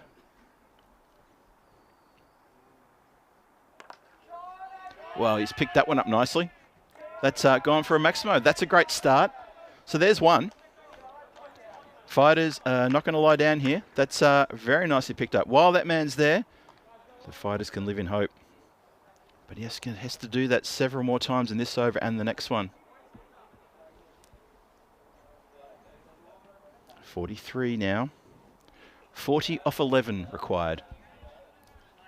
Tell you what, a couple more maximos here, and this is going to get very, very interesting indeed. Sean's already up to 15. Oh, it's a wide ball. Unfortunately, Udin has just strayed there. I'm telling you, really need to tighten up the bowling here. They can't afford to let these wides get through.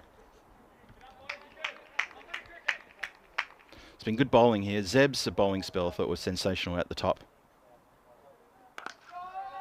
That is a great shot. That is going to go all the way for another maximo. It's still coming down onto the roof. That's going to wake the officials and the umpire, tournament referees and the production guys as that lands right on the roof with a big clud. Look at this one, straight up in the air and clunk right down on top of him. It's a big hit into the night sky and bounces off around the back. So Sean is dealing in the maximos, which is required. A lot of pressure now back on the bowler, because they need to start getting some dot balls past the swinging blade. 33 needed for the win. Still 10 deliveries to come.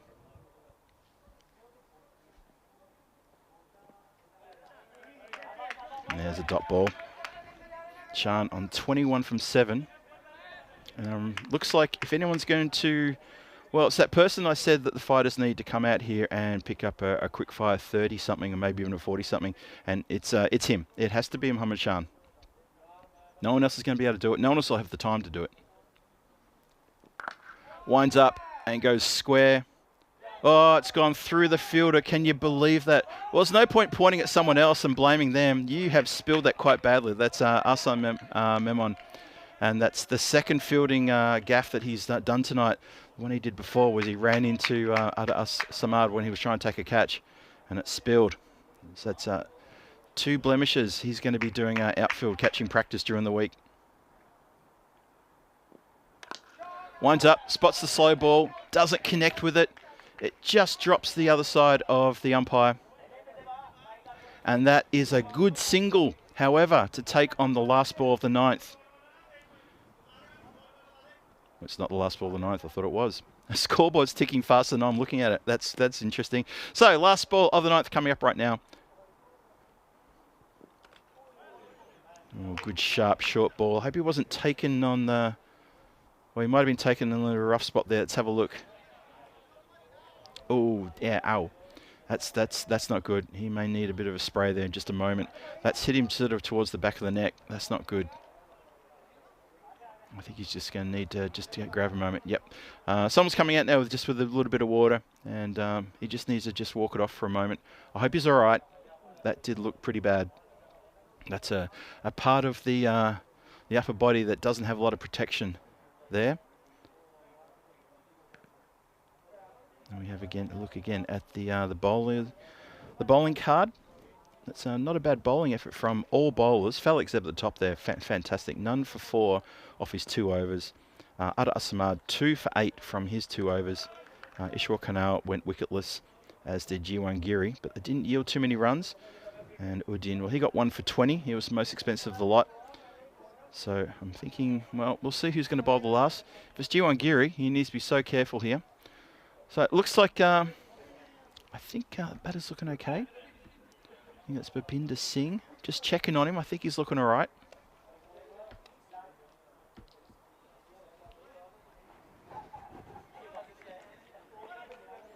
Yeah, I think he's okay. He's chatting with his batting partner. Yeah, I got a little bit worried there when I saw it hit the sort of that lower part of the neck, maybe sort of right on the top of the torso. It's a spot where, yeah, there's no protection for the batter with the helmets or any sort of gear. So it looks like he's okay. Looks like he's okay. So we're going to start the 10th. It's 55 for 4. There's, it's going to be an interesting over this one. A lot of responsibility on the shoulders of Jiwan Giri here. Completely up to Shan. What can he do? Oh, swings hard at the first one. Does not want to take a bye. Doesn't feel Bhapinder Singh is the person to get the runs here. It's 28 needed from 5. So it needs to be Maximo's in a hurry. And it needs to be Maximo as well for the next 5 deliveries. Now that dot ball's gone through.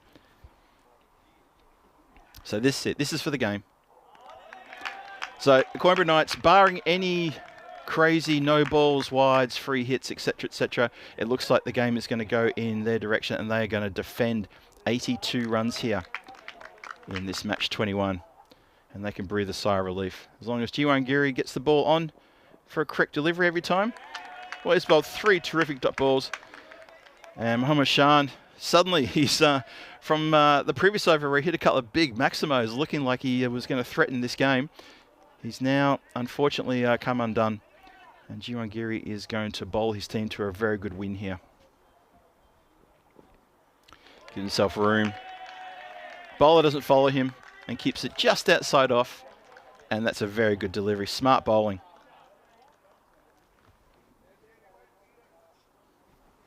So 55 for 4 is the score. 28 runs from 2 balls, which we all know, if you know anything about cricket, that ain't going to happen.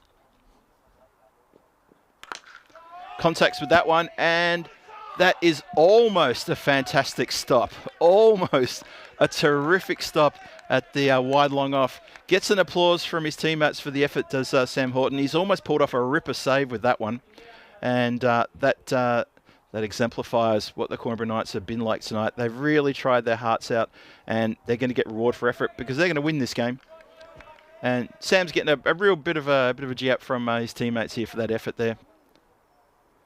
Last ball of the game. Goes down the ground. That's going to be a Maximo over the top of long off, but it's academic. Too little, too late, and the fighters have been unable to get up to this total. And once again, they just lack the firepower in their batting. And at the risk of repeating myself, I highlighted that at the very start of this innings, that they were averaging only 68 when they were batting, and they've not gotten up to that. And they've not threatened the total either. So the Coimbra Knights are now coming in, having a bit of a gathering in the middle of the ground, just over near the cover position. The fighters are going to go off and have a little bit of chat about things as well, maybe trying to understand what may have happened there. But match 22 is coming your way in approximately 27 minutes' time, and that's a chance for the fighters to bounce back and show their quality and show their worth against the Coimbra Knights. But the Coimbra Knights, you can be guaranteed they'll be riding pretty high after that victory. That's a very good win for them. It leaves it spreads the competition quite wide now in terms of chasing that 3rd position, and that is really really good win. Fighters just lacked the power, lacked the pressure, they lacked in everywhere, I'd have to say. I thought they bowled pretty well actually. Now I'll take that back. They bowled well, they fielded well, but the batting was just a bit lackluster. Needed someone to take control right from the very start. And when Gursawak Singh went, I thought, yep, that's trouble. Harjot Sahara had already gone as well. Muhammad Al-Alamin didn't really threaten either. As you see from the highlights as we roll the tape now, it was just trouble. Falak Zeb bowled a terrific couple of first overs. Here's the run out. Ada Asamad, you see him there, running from inside the circle, turns, switches hands, gets the ball back with a terrific throw. Keeper had to barely move, just whip around and get the bails off. That was Harjot Sahar run out for almost nothing. And Gurswak Singh loses it to a full delivery. Couldn't believe that he got bowled. Looks away, just in disgust. And look at that, Udin, very happy with himself indeed. Gets congratulations. There was a few little good moments here. This was not a good moment. This was Ahsan Memon and Ada Samad collecting each other there, trying to go for a catch. They couldn't believe that. That was important. Panda Waddup almost pulls off a ripper catch there. Again, just gets away from him. And then stumps Akimbo. Jatinder Singh, he gets bowled. Ada Samad, the villain with the ball, who cleans up the stumps with a really good effort there. That's a happy man. Very happy indeed. He went over and had a chat to Ahsan Memon, who ran into him and spoiled the catch that he wanted to take a few overs earlier. So he was in the play, and so far you'd have to say he's probably put his hand up as man of the match of that terrific performance with the ball and in the field. While Mohammad Shan was there was always hope for the Fighters, but unfortunately he didn't have anyone else around him who could have that sort of firepower. There was no other support from batters before him or anyone with him. And even with that little misfield, again from Memon, you won't want to watch that one. And this great effort here from Sam Horton on the boundary to try to stop that one. And then the big maximum at the end there, little too late. Mohammad Shan played a lone hand. He played a very good innings, no doubt about that. But unfortunately, it takes more than one person to get them over the line as we go to the batting card. And we're going to see that story unfold in front of our eyes with the Fighters, unfortunately, capitulating for only 65. Now, what did I say the average of the Fighters was? Their average over the previous 6 games was 68. So they're maintaining their average. And that's not a good sign for them. They need to be doing better than that. The top 4 batters didn't get into double-digit figures. The only shining light is Mohammad Shan, 36 from 15. A terrific lone hand from him, but you can't leave it up to just one person to deliver the win like that. Terrific bowling from all the bowlers there. Just really good bowling card. Coimbra Knights should have a look at that, and they should have a talk about what they did right, and they should be remembering that for the next game and for future games. They did so well defending that sort of score against the Fighters. And the Fighters, let's not stand on ceremony here. The Fighters are a quality team. They're just not having a good time at the moment. They're really struggling to gel. They're not putting together a complete game. And there's a bit of work to be done there by the Brains Trust and the senior players in the team to try and figure out where they're going wrong and how to fix that. They've got about 25 minutes to fix it as well, so it's not too much time. Just one more time, have a look at the summary. 82 for 7 after 10. Girish Singh with that 26 not out with a great partnership with Sam Horton there. We've got 17 from 18. Jatinder Singh and Gurswak Singh with 2 wickets each. Mohammad Shan in the run chase starred with that 36. Could have almost taken care of it himself. They only go down by 17 runs in the end, but that is a defeat nonetheless. Ada Samad with 2 for 8 from his 2 overs and a great spell in the field as well. Put his hand up for a man of the match for mine. But we'll see what happens. 65 for 4 is the response, sticking to their average of about 68 that they're scoring in this tournament for every innings. So Coimbra Knights get the win by 17 runs, and that's match 21 done and dusted in the can. So we're going to take a quick break here, grab a bite to eat. The teams are going to sort of collect themselves and have a rethink about their plan for match 22. And we'll be back here at the Estadio de Municipal de Randakovo in approximately 18 minutes time. And I will introduce you to game 22. And we'll go from there. This is Phil Gowers, Phil G for the European Cricket Network. And I will see you back here in about 17 or 18 minutes time for match 22. Enjoy the break. I'll see you shortly.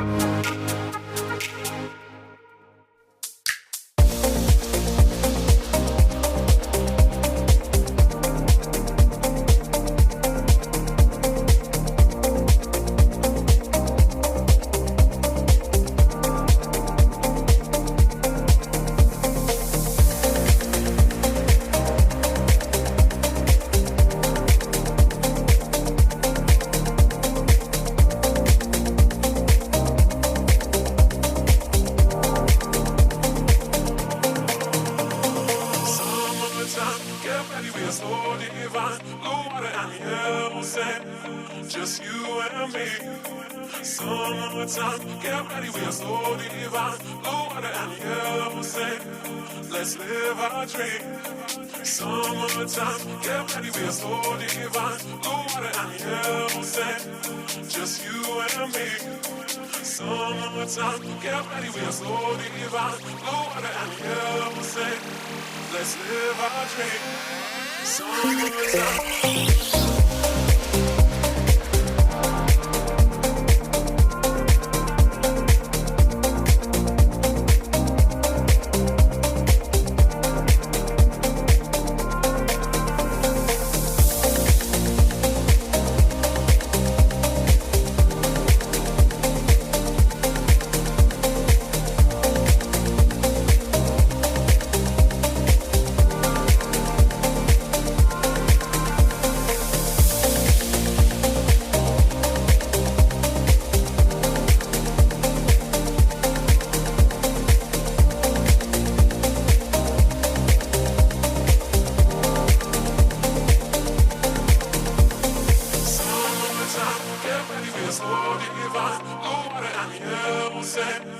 Just you and me. Summertime, get ready, we are so divine. Blue water and yellow sand. Let's live our dream. Summertime, get ready, we are so divine. Blue water and yellow sand. Just you and me. Summertime, get ready, we are so divine. Blue water and yellow sand. Let's live our dream. Summertime.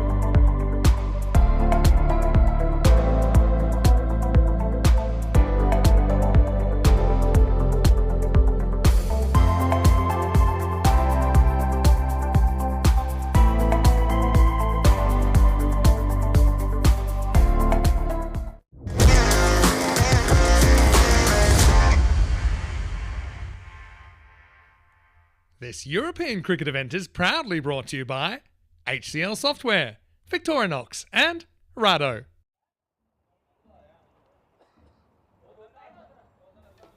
And hello again, everybody, and welcome back to the Estadio de Municipal de Miranda de Covo for the continuation of Night 11 in this European Cricket Series of 9 here in Portugal. Phil G here in the comms to take you through game 22, which is the rematch, Coimbra Knights against the Fighters. As Paul Kempton in the chat said, ding ding, round 2 for the Fighters. Let's see how they go in this one after they went down to the Coimbra Knights in the first match this evening by 17 runs. Pretty demoralising defeat, that one. Thought they were on target, but just stifled in the run chase by some very good bowling, catching and fielding by the Coimbra Knights. So match 22 starting in a few minutes' time. Why don't we get over to the Sheriff, Charles Croucher, tournament referee, and see what happened at the all-important coin toss. Thanks, Phil. Be Knights to call. Tails. Tails is the call, and it's a head. Bat first. They're going to have a bat. Yeah. Lovely stuff. Thank you very much, Charles. And as you see there, the Fighters are going to try to reverse their fortunes by going out to the centre and batting first. That is a very good idea, I think. And I think we're going to see a very different Fighters unit go out there into the centre and try to put a big score on the board for the Knights to chase down. And have a look at the lineups there. Looks like it's the same teams. I'm not seeing two different teams there. So there's going to be a bit to go. Although, hang on. Mohammed Shazib Ali for the Fighters. This could be his first game. We'll see. We'll see, mate. No, actually, he was in the first team. Sorry, it is the same teams. It is indeed the same teams. So there's a bit to do here. The Fighters, they're going to be looking for their opening batters, Gurswak Singh and Harjot Sahota, to get into the runs. And if that man, Mohammed Shan, can get in there again and get another quick fire 36 like he did in the last game, who knows what sort of score the Fighters could post. But they need to be posting a good score. They need to be positive from the get-go. And it's all up to them to try to resurrect their chances here in this tournament. If they lose here in this game, that's it. The tournament's done. They're in trouble. The Coimbra Knights, computer says 69% chance of win here based on what we've just seen. They're not a bad-looking team, the Coimbra Knights. They can frighten the best of teams. They've had a few surprise wins so far. Well, they've had one surprise win so far against a very, very strong, I think it was Marlow they beat, wasn't it? Which surprised everybody, but it can happen.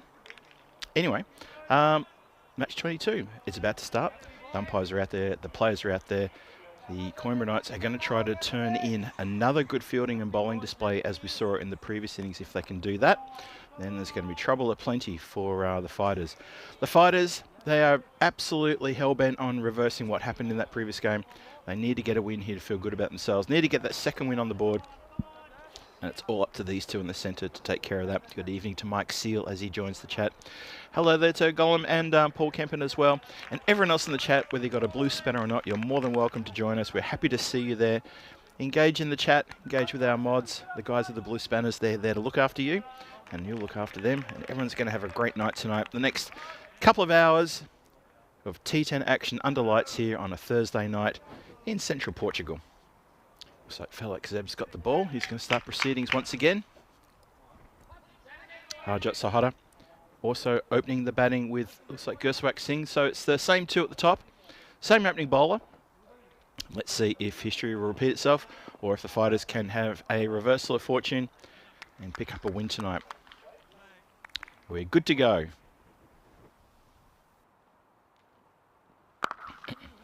That's a cracking start. That's a really good start. Oh, Asan Hemom, didn't want to let that one get away from him. He had a couple of fielding issues in the first game, but he's got behind that one and not allowed that to get past him. So well done. He'll be busy out there on the boundary, on the, well, he's now on the leg side for the right-hander. He's going to come into regulation square position at square leg, just there at the top of your screen. Waits on that one, doesn't get it past the fielder. Is that Mohammed Udin who's fielding back there? Doesn't get him. He's on the 45 and it's been hit straight to him and he hasn't made a mistake. Good start here for the Coimbra Knights. So just that one run. Well, that's changed. That's a lovely flat 6. Felix Zeb puts his hands on his head and says, wow, how did that happen? He's Yeah, absolutely giving that one away. Just too short and pulled away with real precision and real power as well. That's a good shot.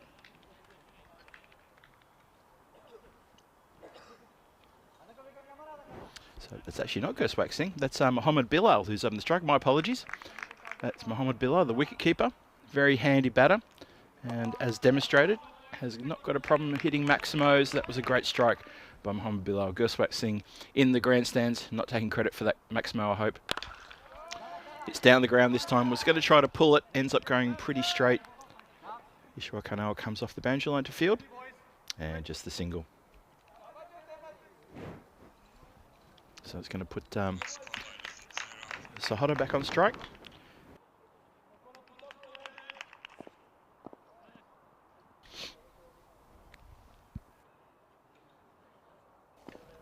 And we'll just try that one again as Zeb was steaming in and lost his way. And we'll swing and a miss. Good delivery. Just slight bit of a wave movement as it pitched. Had Sahara swinging for the hills there. Good delivery. Good bit of encouragement from around the ground. Apologies with the bit of issue with the scoreline. We're working on it. We'll have it for you in a moment. Played defensively. Couldn't do much more about that. That's Udin in the red cap back there behind square. And that's the end of a good over from Felix Zeb. Not a successful over. He did get hit for a Maximo, but all in all, that was a pretty tight first over.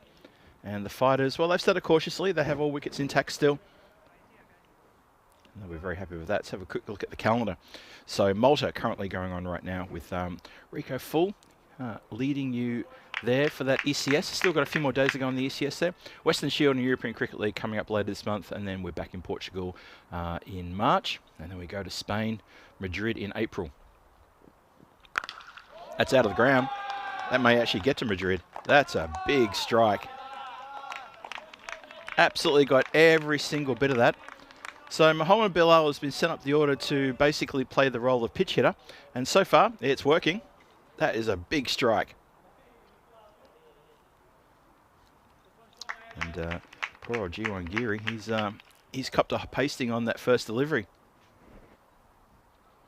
Usually comes in with the second over in the T10 for Coimbra Knights. And no ball called pretty quickly. And let's have a look and see, was that for the front foot? And it's a free hit signal. So Mohammed Bilal gets a chance to maybe put this one back in outer space if he can. And Jiwan Giri, well, he needs to be thinking dot ball, dot ball, dot ball. What happens to the free hit? Here we go. Goes to play a bit of a ramp, gets it very square. And that once again is Udin back there. Mohammed Udin, he'll get a chance to bowl soon, I'm sure, in that distinctive red cap at about a 45 behind the umpire, behind square leg. Went for the ramp, didn't quite pull it off. Can sometimes end up looking a little bit silly if you play a ramp and you're not very good at it. Fielder still moving around for the left-right combination. The third man has to run quite a ways across. I'm not sure they've got their field right. The Coimbra Knights seem to be stacked a little bit, very heavy in certain parts and not others. And it's a leg side wide anyway. Well, Bilal wanted to get one strike. He was very keen to come through for that spill. Not sure why Sahara wasn't interested in taking an extra. Now they're going to have a bit of a chat about it. Just a little, it's okay. It's early days. So this match has got just a slight bit of tension to it. The win here is important for both teams. Good ball, really good ball that. Shapes up to throw at the non-striker's end. Bilal's just casually staring back at him saying, well, I'm in my ground, so have a shot. It's all good. It's cricket. It's what we love. And I hope you enjoy it wherever you're watching from. Hello to everyone in the chat. Hope you're having a really good Thursday evening and wherever you're watching in the world. And that is spinning around like a top. And that is a dot ball. So Giri just getting back into his groove now after being hit for a Maximo off the first ball of the over. A lot better since then. Good encouragement around the ground. Coimbra Knights a bit chatty out there. It's good to see. It's always a positive when you get the fielding team a bit sort of chatty and supporting each other. It always is a good thing. That's hit very straight. Not a lot of power behind it. It was more sort of like an elevated defensive prod over the umpire and over the bowler. And they cross for just the one. Good evening to Krista Ward. And everyone else there in the chat. Blue spanner or not, good to see you there. And of course, if you're watching via fan code in India, hello to you too. Must be pretty late over there. No ball signalled. And a wild throw up the stumps. So it's Cornwall Knights getting just a little bit sloppy now. G1 needs to be careful. This is another no ball in the over. Another free hit coming. Now, this time it's going to be Mohamed Billah. Can he cash in on the free hit? Oh, it's a good shot. Really good shot that. He certainly does cash in. That's a big strike from 6. Jawangiri, he's coughed up a few runs in that over. That's not good bowling. So the pressure has been released and still no wicket taken. So these two are pretty much having their own way now for the fighters.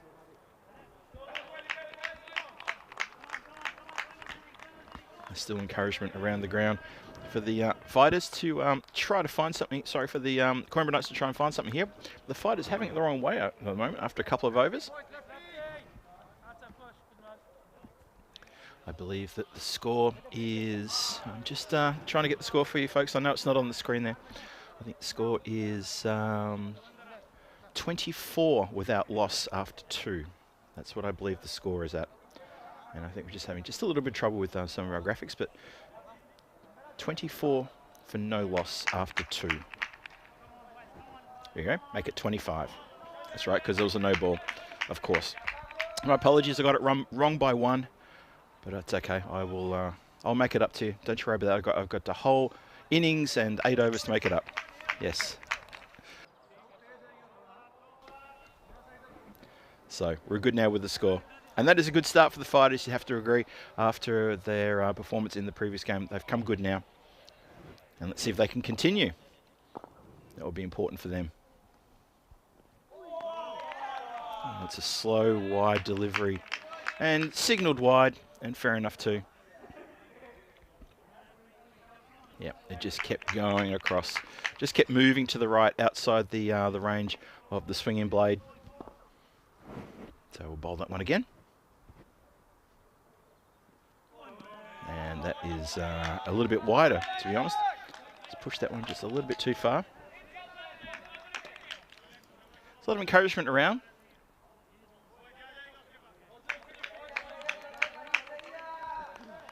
Which is always good. Sahara. Just happy to let that go. And now, Felix Zeb is just coughing up the wires now from being very economic and very tight in the first game. And now he's lost his way. And this over is starting to blow out a little bit now.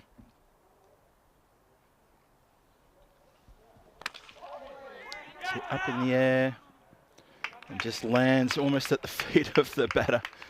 And Girish Singh, wicketkeeper, just making sure he's okay. That's very good sportsmanship, as it always has been throughout this this tournament. And the umpire's coming over now just to double check the gear, make sure his helmet's okay.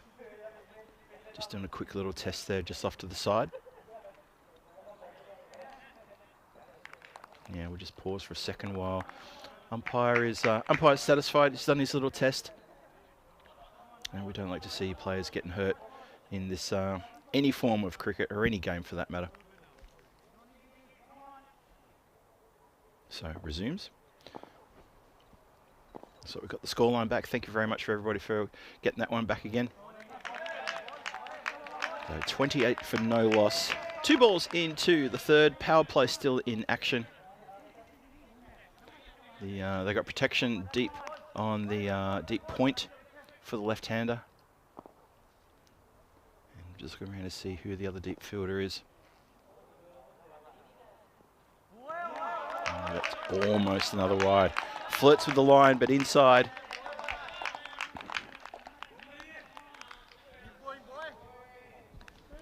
This is better. Zeb was quite wayward in that early part of this over. It seems maybe he's got it now.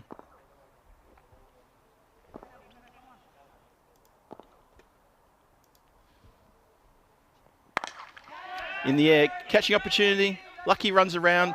Oh, it almost takes a sharp chance. Had to make a lot of ground to that. And he's a good catch of the ball too. But he cannot get to that one. That was in the air for a while.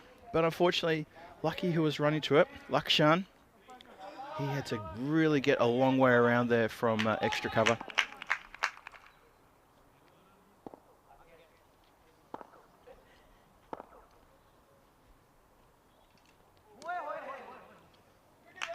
And Dotson, the fighters' dugout's been quite quiet this evening. Be good to hear them sort of switch up the noise a little bit. There's a good noise from the Coimbra Knights. I think the fighters need to sort of get into this game a little bit more too. It'd be good to see them doing that. Now there's a bit of a conversation between, well, the batters. Everyone's having a bit of a chat here. I think maybe we're just pausing just for a moment.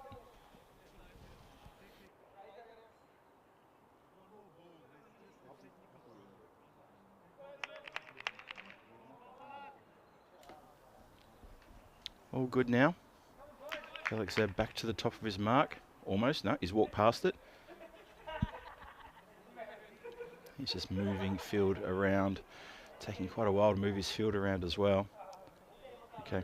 So maybe we're just having a bit of a pause here. I think maybe the scorers are just making sure that they've crossed all the T's and dotted all the I's. So we're just going to take a couple of seconds here. And the umpires are just taking possession of the ball back. The fielders are just having a bit of a collecting their breaths. Batters are having a chat about what should be done. And there's just a little bit of work being done behind the scenes here. Just bear with us a moment. We should only be a short little moment here, just making sure that everything is up to speed. And we had a little issue with the scoring, but I'm sure we'll be back on any moment now. And I think we are. I think umpire is calling bowler over and saying, come on, let's get on with it. Now we're waiting for you. Score is now corrected at 29 for no loss. 2 balls to come in this over.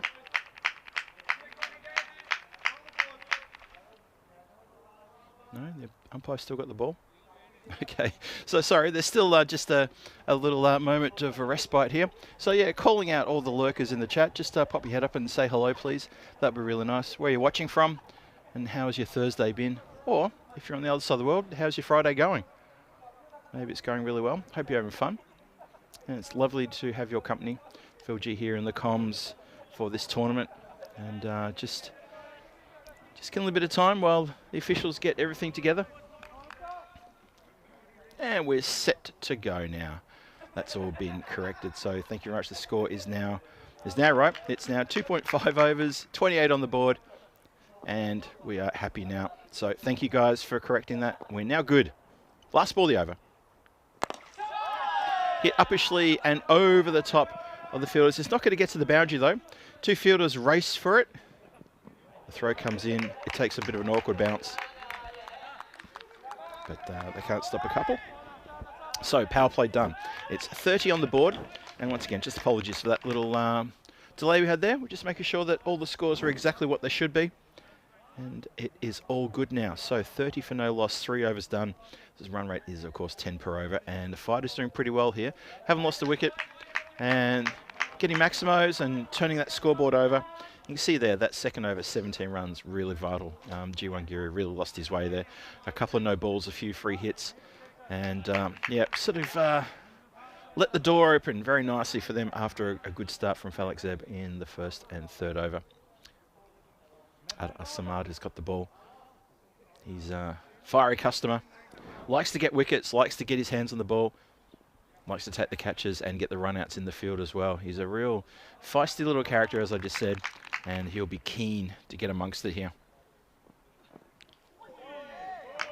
Good quick delivery of that.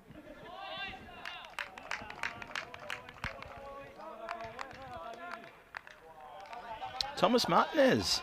Hello, Thomas. Good to see you in the chat, my friend. Hope you're well. I didn't think I'd seen you yet this evening, but there you are. Hello to Trip Denny as well in the chat.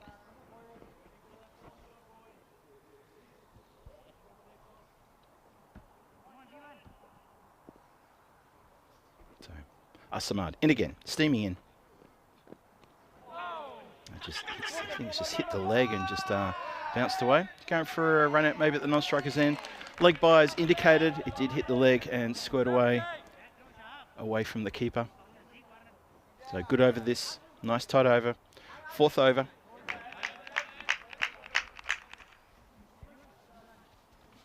Yeah, so let me know in the chat, calling out to the Spanners and anyone else who was part of Vinny's sweepstakes for ECL. Let me know what teams you got. Very interested to see what else, who else got what. I'll have a look at that link that Kev put around later on and see what's happened.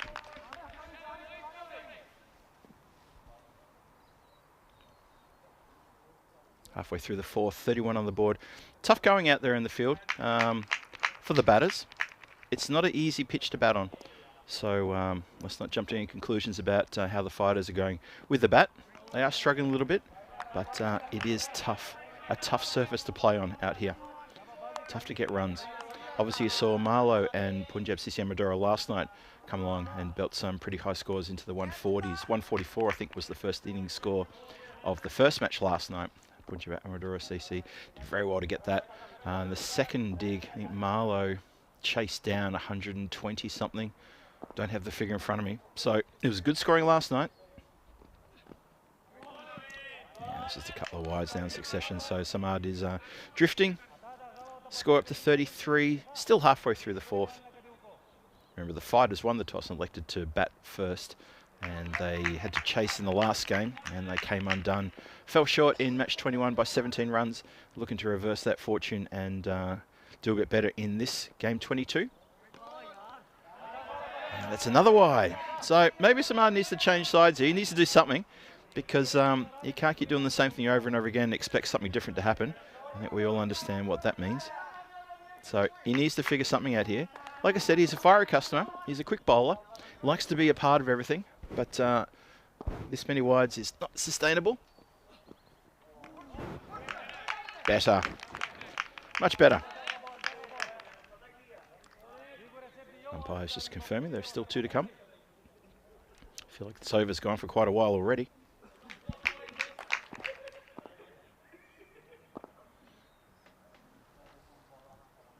Oh, Thomas Martinez. I'll answer that question in a moment.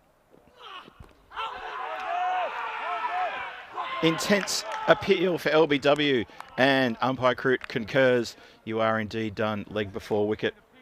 And that is a big wicket indeed. So Harjot Sahado is having a really rough time out there. He's gone for 4 from 15 deliveries faced. That's hit him on the full. And they are very, very keen for that LB shout. And umpire agrees. Yes, you are done in front. So first wicket falls in the 4th. Ada Asamad gets the wicket. Yes, Thomas Martinez. Oh, Christopher, thank you, Christopher. Yes, I have indeed got ACC Bucharest in Group A. That's my team. And so let us know what team you've got. And that is a good breakthrough for Coimbra Knights. Just when things were sort of getting a little bit sort of stagnant out there, a wicket's finally fallen. And look who's come in. Oh, it's a wide ball. Another wide from Asamad. He needs to do something about this. He's leaking too many wides, too wayward. And it's one thing to be a fiery customer. You need to bowl it in the right place, or else you're just leaking runs and bowling extra deliveries, which is not good for your team. If I was the skipper, I'd be over and giving a little pat on the backside saying, come on, you know what your job is here, so please make sure you execute it perfectly as per the plan. No more wides. Oh, that was pretty full. Screaming for LB there. It has hit him pretty adjacent. I hope he's all right. That was hit in a part that didn't have a pad covering it. Let's have another look at this. This is Mohammed Bilal. He cops it. Ooh, ouch. That's going to leave a mark. And that's something's going to show up nicely maybe tomorrow or maybe the day after. It's going to linger for a while as well. Just crunches. Ooh, ow. Oh, I feel that from here. Yeah, that's a part of the body that does get hit and there's no protection there. He'll walk it off. Survives the shout for LB. So 4 overs gone. The run rate is at 9. 36 for 1. And, well, I think this is good from the Knights to send in Mohammed Shan up the order, consider what he did in the last game. belted a quick fire 35 or 36 off 15 deliveries. So he's capable, really capable. Let's see what he can do here. He could absolutely take Ishwar Karnal to pieces here. Let's see what happens. Up in the air, chance for catch. Taken. Panda Waddup takes an outfield catch. And the threat of Muhammad Shan tearing the game to pieces is gone completely with a fizz. Well, Ishwar Karnal, he's got a wicket. He's very happy. His first ball. And thank you very much. He's got a very big, dangerous player out. And that they're going to be so happy to see his back. Well, yeah, big body blow that to the fighters. He's very dejected. He knows that scene was set for him to go absolutely nuts. He's in the book as going for a first ball duck, and that's very disappointing for him because we saw him come out and absolutely blast the attack only probably about 40 minutes ago in game number 1 tonight, or match number 21 tonight. So yeah, that's a big wicket for Coimbra Knights. Big wicket for Ishwar Karnal as well. It's going to do a lot to his confidence.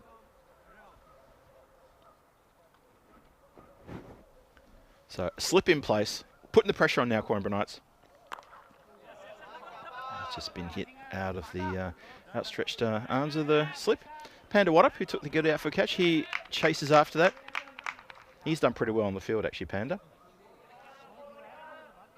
Mohammed Bilal still there. He's on 20.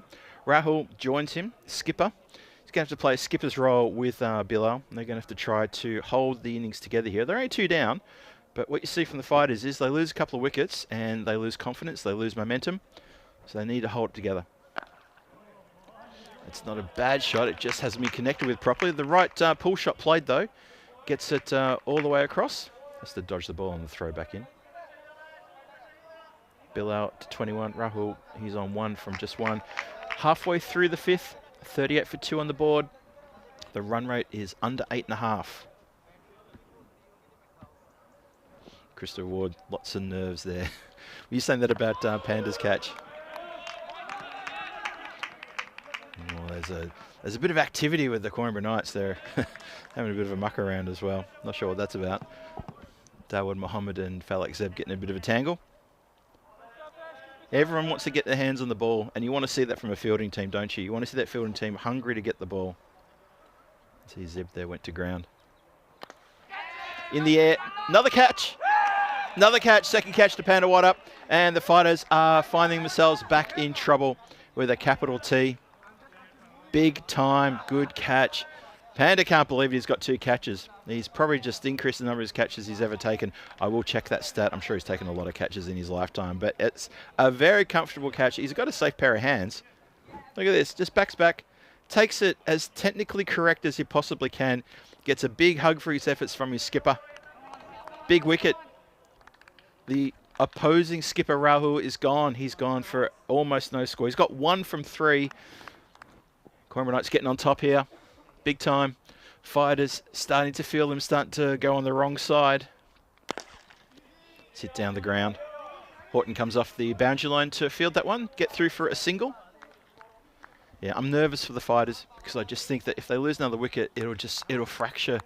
It fractures the whole batting lineup and they just lose confidence. And that's what happened in the previous match.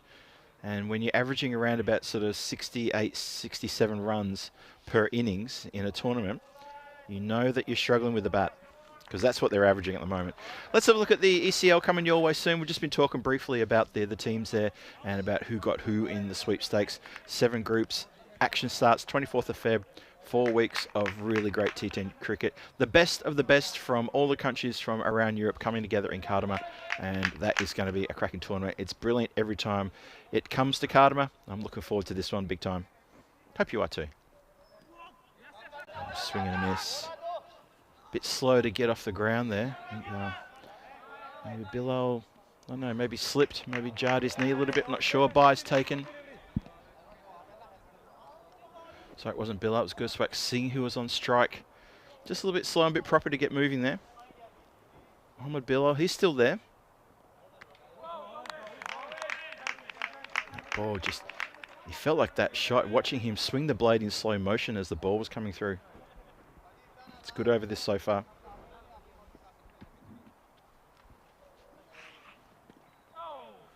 He's pushed that one down leg.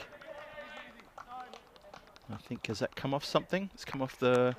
Has come off. It's leg buys. Lucky to get away with that not being a wide. Tawad Mohammed representing here. Really bowling quite well. 3 balls in. Only that extra. Club down the ground, but there is protection. Cannot get down to it. Adar Samad almost gets his hand down to it. Just gets away from him, and that is 4. That's a pressure relieving shot for 4. Good drive. Off the toes. That's a good shot indeed, yeah. Adar Samad just unable to get his hands down to stop that one getting through. A dive might have been in order. The ground's quite soft in most parts around the oval. But you can always do an injury though and plug yourself into that soft ground. Can happen. Zahid Mohammed fields off his own bowling. Doesn't need any help there. 45 for 3 is the score. It's the last ball of the 6th coming up.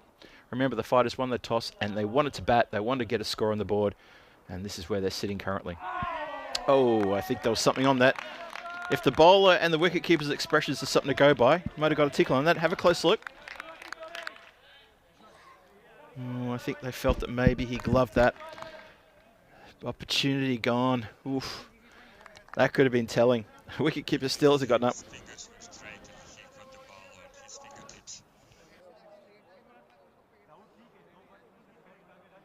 Yeah, Giri Singh has already got an injured fingertip on his left hand, and he's hurting. Had a little chat to him during the break, and he was not in a good way, but he's soldiering on.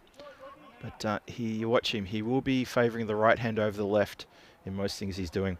Mohammed Bilal, the lone ranger there, 21 from in that scorebook, and doing a great job for the fighters.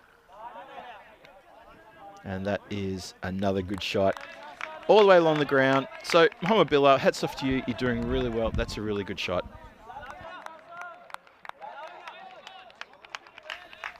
So he was sent in the top as a, well, I called him a pitch hitter because he usually comes in about sort of 4 or 5. And it's a good move to send someone else in at the top because the opening situation wasn't really working for them in the previous match.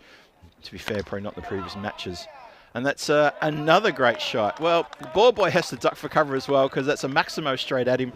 The fielder is unable to get anything on that. And that's a flat 6. So 4 and 6. And that's what he's got in his bag of tricks. And oh, the ball boy's actually copped that one in the midriff, I think. I hope he's okay. Maybe he's sort of looking at the job description saying, I didn't think I was supposed to get hit. And gone. Good comeback. Karnell gets revenge here. Just gets the straight one that can't be hit. And he gets a good wicket there. Girish Singh there giving the batter just a little pat on the back and saying, look, well played. That was a terrific innings from you. That was all very friendly and positive there. But this is a good ball. Yep, just went on with the arm. Top of off stump. Well bowled. Very well bowled indeed. Yeah, Girish Singh just... I think that's one of his best mates there, who was he was giving a bit of a send-off to Mohammed Bilal. But I think what he's also saying to Bilal is, mate, you just did 31 off 17. Well done, you know. Hats off. Good innings.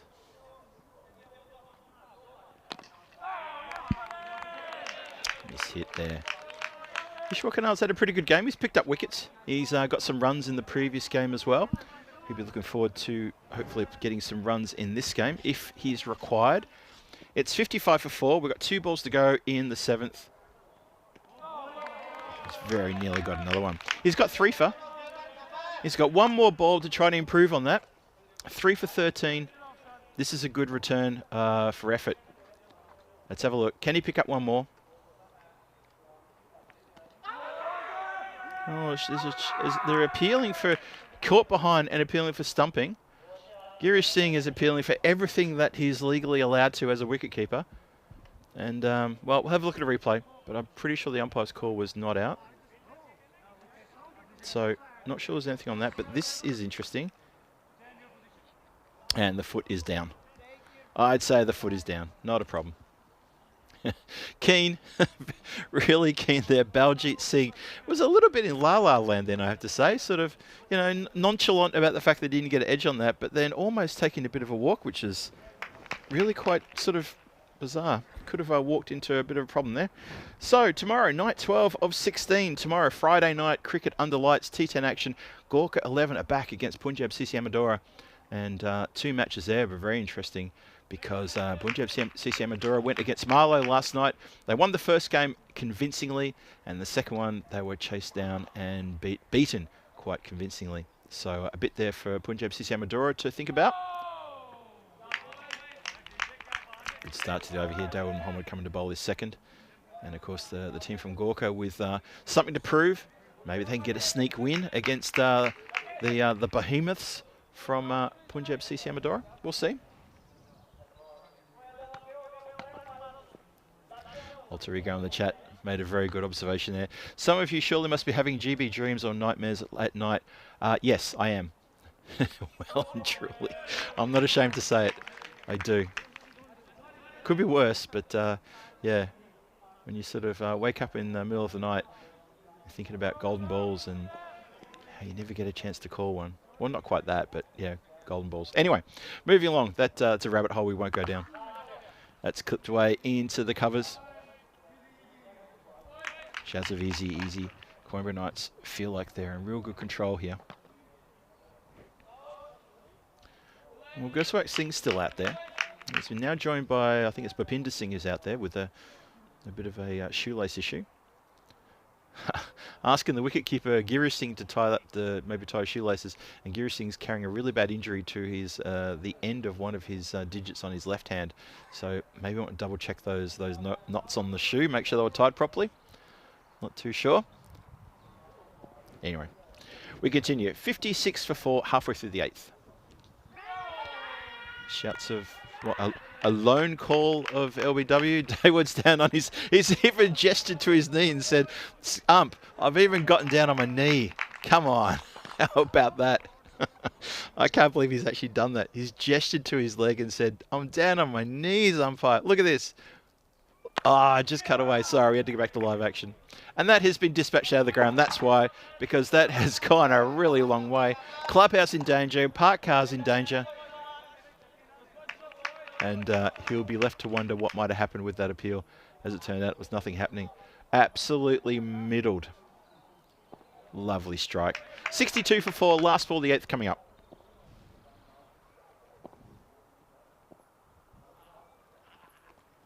And he gets in position for a massive swipe over the leg side boundary. Only manages to, just watching the ball there, only manages to get a little bit of something on that for a single. He's now getting some repair work done to his pad, just reassessing himself. 8 overs gone, 63 on the board. So it looks like the Fighters are going to beat their average in terms of their runs scored in this tournament. And that's good for them. That means they're going to be setting a very good target. The best score they've had so far in this tournament is I think they've picked themselves up 100.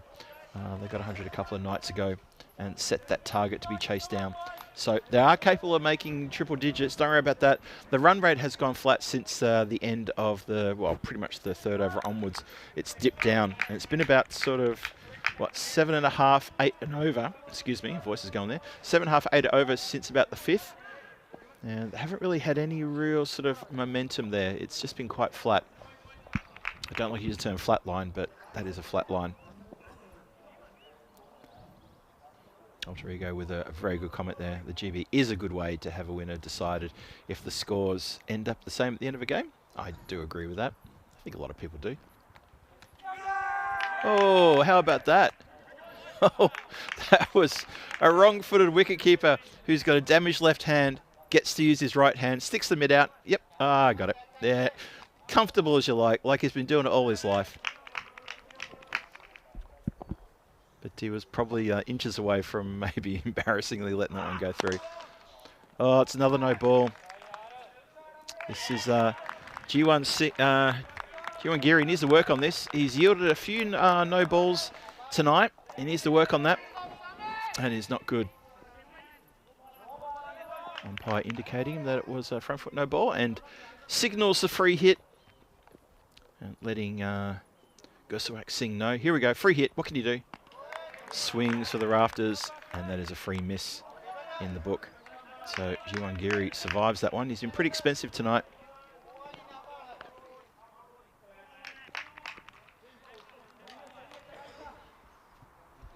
Tries again. Just pulls back on the big strike and guides it through the point region. That is a good shot. Gursuak Singh puts away the aggression and goes for a bit of finesse. And that is a very good cut shot. 4 runs all the way through the gap. Nicely timed. See, it doesn't always have to be agricultural swipes across the line towards mid-wicket. You can do well in T10 by playing finesse and well-timed shots. That has gone wide down leg side. I said this when Jiwangiri was bowling before. So this is the time when the skipper needs to come over and just have a little quiet word in his ear. Just say, come on, buddy. You're in the team for your bowling, so bowl. Let's keep this on the pitch and online. And there you go. Well, maybe he doesn't need the talk, because maybe they're wired in, because he's bowled that one absolutely perfectly. Top of middle stump is knocked back. The big, thick clack sound as the stumps are hit. Gursuak Singh looking towards mid-wicket and saying, oh, I've done it again. I've not connected and I'm done. That's your batting done for the night. He's off. 70 for 5. Still 2 to come in the 9th. And a small contribution from Gursuak Singh nonetheless, but everything's a good contribution. Oh, trips up the stairs. That is a man who's not happy with himself. So he contributed 10 in the overall score. He can probably hold his head up high because he's done well than probably most of the other batters in the team. Still a bit of work to do though.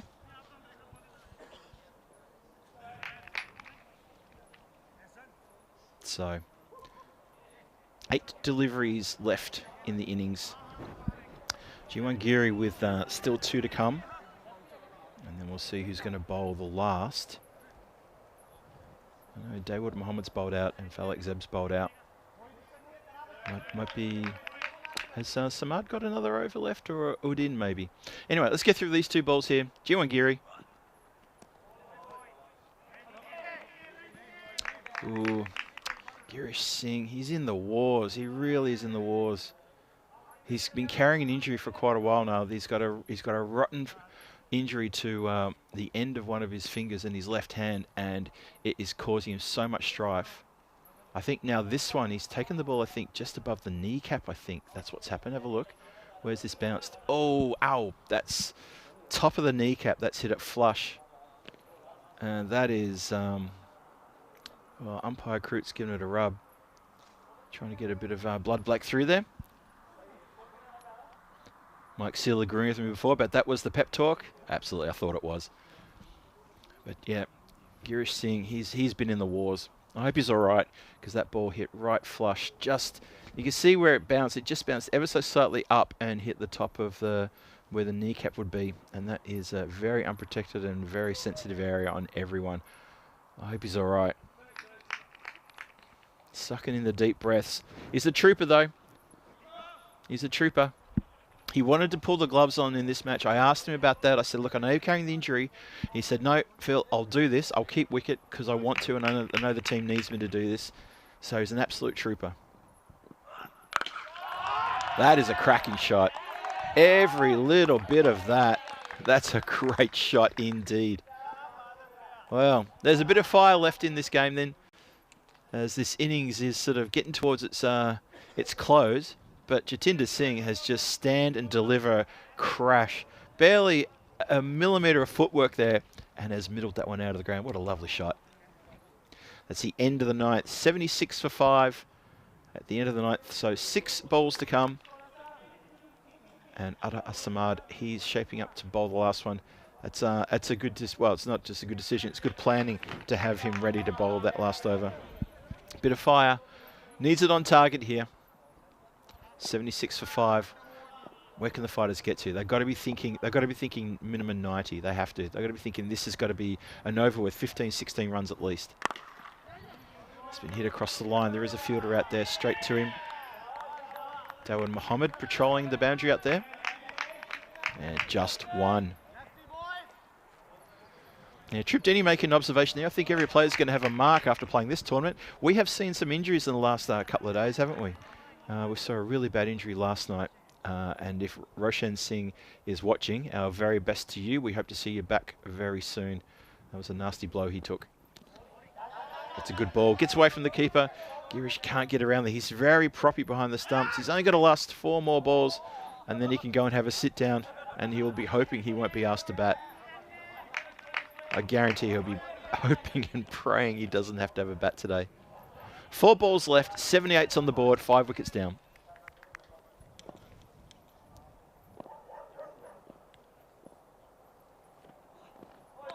Oh, good delivery. Fast ball. Yeah, I don't want to harbour too much on injuries, but yeah, Conrad Greenshields took a nasty blow on the a very fleshy part of the upper body last night, just below the collarbone. That really upset him. It was a nasty, nasty blow. Thanks very much to the pitch for that as well. Well bowled. Another dot ball. And Bhupinder Singh is he's swinging and missing when they should be flying Grizzlies all over the place in this last over of the innings, trying to get that score up. It's only 2 balls left now. The way they're going with Ada Asamad bowling so well, they're going to be lucky to get to 80. Let's see. And it's hit directly to Sam Horton, who has taken a ripper catch down low. How about that? Did not want to let that get through. Didn't want to just protect the boundary. Wanted that catch, did Sam. There was something about the way he readied himself. He's taken a superb outfield catch. And that is another wicket down. That's 6 wickets down. Have a look on the replay. Down low. Eyes on the ball all the way into the mitts. Rolls forward, protects the ball. That's a good catch. Well done. Well done indeed.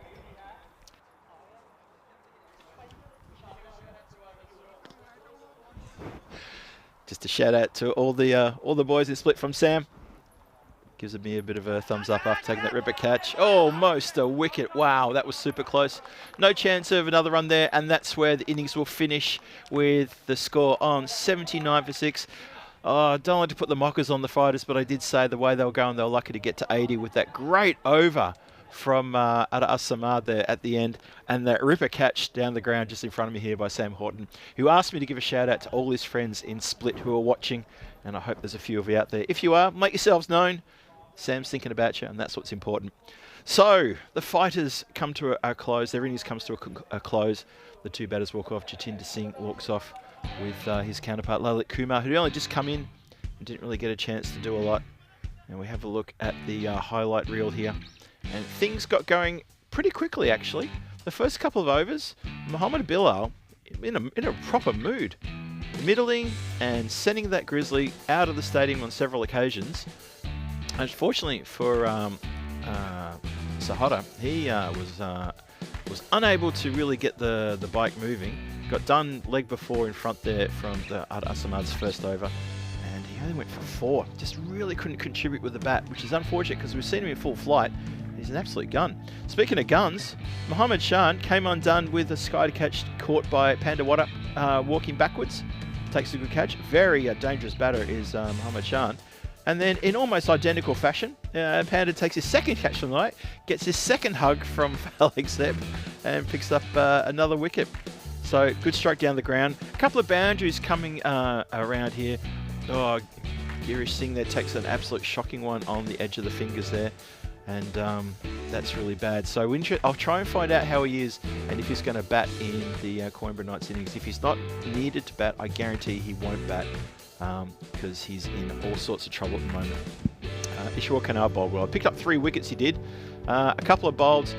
Very pumped he was. Very happy about that. Again, congratulations from the team. A bit of respite there towards the end there for the fighters when they saw some runs hit from the bat of Baljit Singh, and that was good for them. And then towards the end of the innings, Gursawat Singh, he lost the top of his stumps to Jiwan Giri, who bowled a few no balls and a few wides, gave away a few free hits, but he did get a couple of wickets. And he was being sent for a Maximo down the ground there. And this is a terrific catch. Down low the ground, and Sam was already falling to the ground when he took that catch. It was well timed that he didn't just try to lean down to catch it. He was falling and it went straight to his hands. He kept it above the ground the whole time. That is a pretty good effort, I would say, from Coimbra Knights. I think they've got a very gettable score on the board. They've kept the Fighters to only 79 runs. 2 players only getting to double digits. Mohammed Bill out the top there. That 31 from 17, terrific from the wicketkeeper. And Gurswak Singh, he got a couple of boundaries and got 10 from 11. No other support from anyone else around him. 17 extras, 10 wides and 3 no balls. And that's something they need to look at. That is a lot of extras. And when you think about the 10 wides and 3 no balls, it's 13 extra deliveries that the Fighters had to play with there. Maybe in the grand scheme of things, that won't mean much, but I can tell you now from a coach's viewpoint, that's something would be talked about. Ishwal Kanal, 3 for 13, Ada Asamad, 2 for 7, and Jiwan Giri picked up 1 for 30, a little bit expensive there. Dawud Muhammad, very economical, as was Falak Zeb, and that is not a bad bowling card for the Coimbra Knights. 79 for 6 is the score for the Fighters. So the opening stand, though, 34. Things were starting to get away. Mohammed Bilal doing very well until that was broken by, I think Jiwan Giri got the... No, Ada Samad got the breakthrough. The 2 catches by Panda Waddup. And he'll be talking about that right now, I reckon. I think it's probably why they're laughing over in the dugout, because he's regaling them with how he did 2 catches and no one else did in this match 22 in the European Cricket Series night in Portugal, 2025 edition. And there you see the summary during the middle of the match, 79 for 6, the Fighters. So the Coimbra Knights are going to come out here in about 6 or 7 minutes time. They need to get 80 runs exactly off their 10 overs. It's not going to be easy, and we've just seen the previous match 21 finish with a similar-ish score, had to be chased down, and the Fighters couldn't chase it down. They only got 60 odd. So let's see what happens. This is Phil G for the European Cricket Network. I'm going to take a break, maybe grab something warm to drink, and I'll be back with you in about 4 or 5 minutes time. Don't go too far, as the European Cricket Series at night in Portugal keeps on rolling, and the run chase will start really soon. Cheerio for now.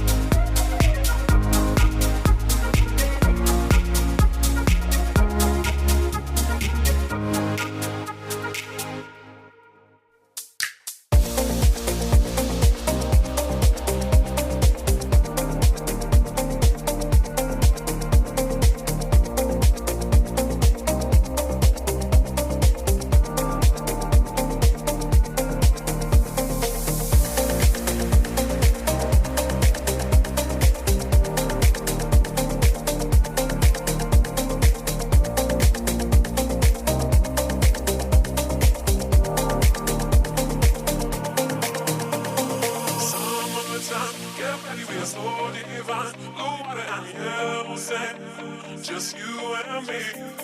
Summertime, get ready, we are so divine. Blue water and yellow sand. Let's live our dream. Summertime, get ready, we are so divine. Blue water and yellow sand. Just you and me. Summertime, get ready, we are so divine. Blue water and yellow sand. Let's live our dream. Summertime.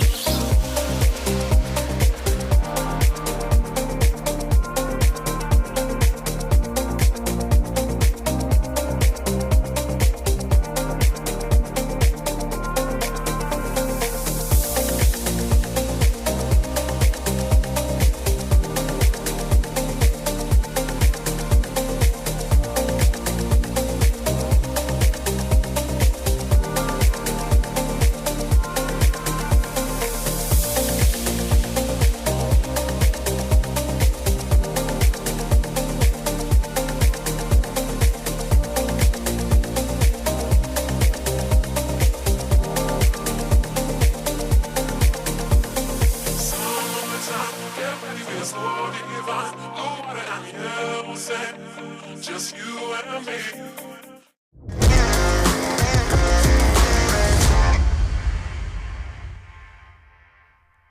This European cricket event is proudly brought to you by HCL Software, Victorinox and Rado.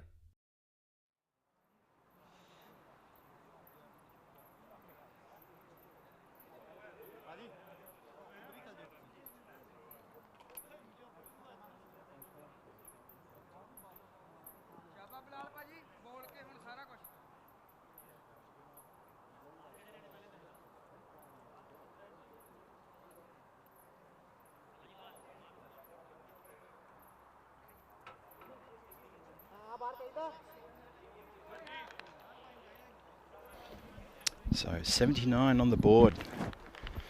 Bonus point if they could be chased down 7 overs by the Coimbra Knights, or if your fighters keep it to 55 or less, they're going to get a bonus point. They're just going to want the win, I reckon. So we'll see what's going to happen. Action about to start, as we have the run chase in this match 22. Coimbra Knights and the Fighters. Coimbra Knights won the first game by 17 runs, and the Fighters looking for a bit of payback here. Mohammed Shan's got the ball. That's a good move. He came up with the order early as well. That didn't work so well as he went for a first bowler. But he's going to open the bowling, and he's a bit of a fiery character with the ball. So this is going to be an interesting couple of overs to negotiate here for Coimbra Knights. Here we go with the run chase. And there you go. That is, well, that is a body blow to Coimbra Knights. And they have lost the first wicket on the first ball. And that is extremely disappointing. Just got big on the player. And he's just hit that straight down the throat of the mid-off. Oh, Sam Horton, what have you done? Absolutely gutted he was. Down on his haunches. Cannot believe he's picked out Jalbeet Singh as easy as you like. And he goes for, well, call it what you like. Golden Quacker. First bowler, Sam. Oh dear. After the innings he played in the previous match to get the innings back on track. And he's going to feel absolutely gutted he hasn't done the right thing by his team there. Anyway, he needs to put it behind him. Needs to give a bit of support to the rest of the players as they try and negotiate this this run chase. But that is a great start for the Fighters nonetheless. And that's a great first ball as well from Mohammed Shan. Let's pay credit to his abilities too. That was a very good first ball. Really cramped for room there.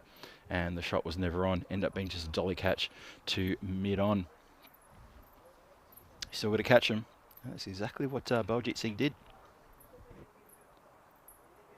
So, Lakshan Weerakoon comes out probably a bit earlier than he wanted to. Ooh, that's a great delivery. Welcome to the crease. I'm going to put one past your nose. What a great ball that was.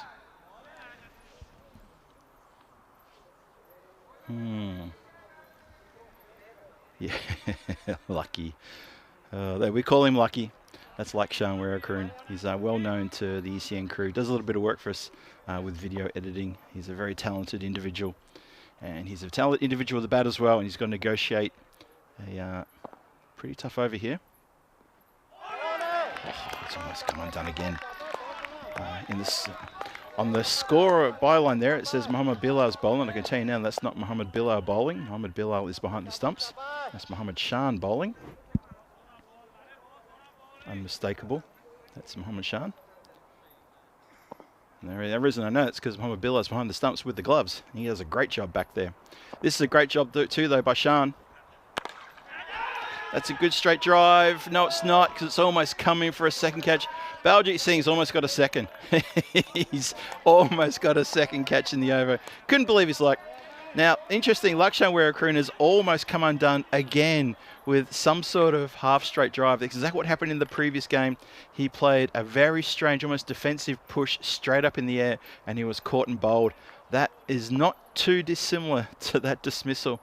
Maybe that's going to shake him awake now, and we might see something different. That's been hit into the fielder. It's not any different. And Lakshan Weerakoon goes, and that's a very meek dismissal, unfortunately. And it's another dismissal for the Coimbra Knights. The Fighters are now on top, absolutely on top. There's no runs on the board. There's 2 wickets back in the shed, including the 2 key top batters in the lineup. And that is a very good catch by Gurswak Singh. Didn't have to move too much, but he's still got to take the catch, as we always say. And Lakshan Weerakarun, well, that 75 not out he made a couple of nights ago seems like a long way away. That's another duck for him for tonight. And his evening is done.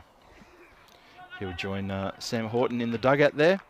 And they'll both probably have not a lot they want to discuss. And they'll be hoping that the rest of the teammates can somehow climb up here. But this is a terrific start for the Fighters. The Fighters are up, about, pumping. I can see a few of the fielders even just jumping up and down on their tippy toes right now. They want the ball to come to them. Shout for LB, immediately turned down. Oh, he's red hot, isn't he? Mohamed Shan, he's absolutely red hot here. Yeah, that was a very ambitious appeal.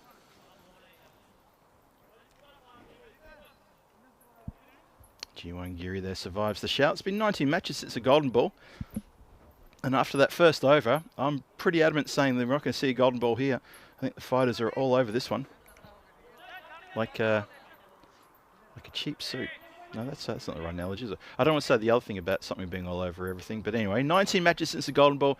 Not sure we're going to break it tonight. Might break it tomorrow night. I do hope we break that number sometime in this tournament. That would be lovely if that can happen before I have to pack my bags.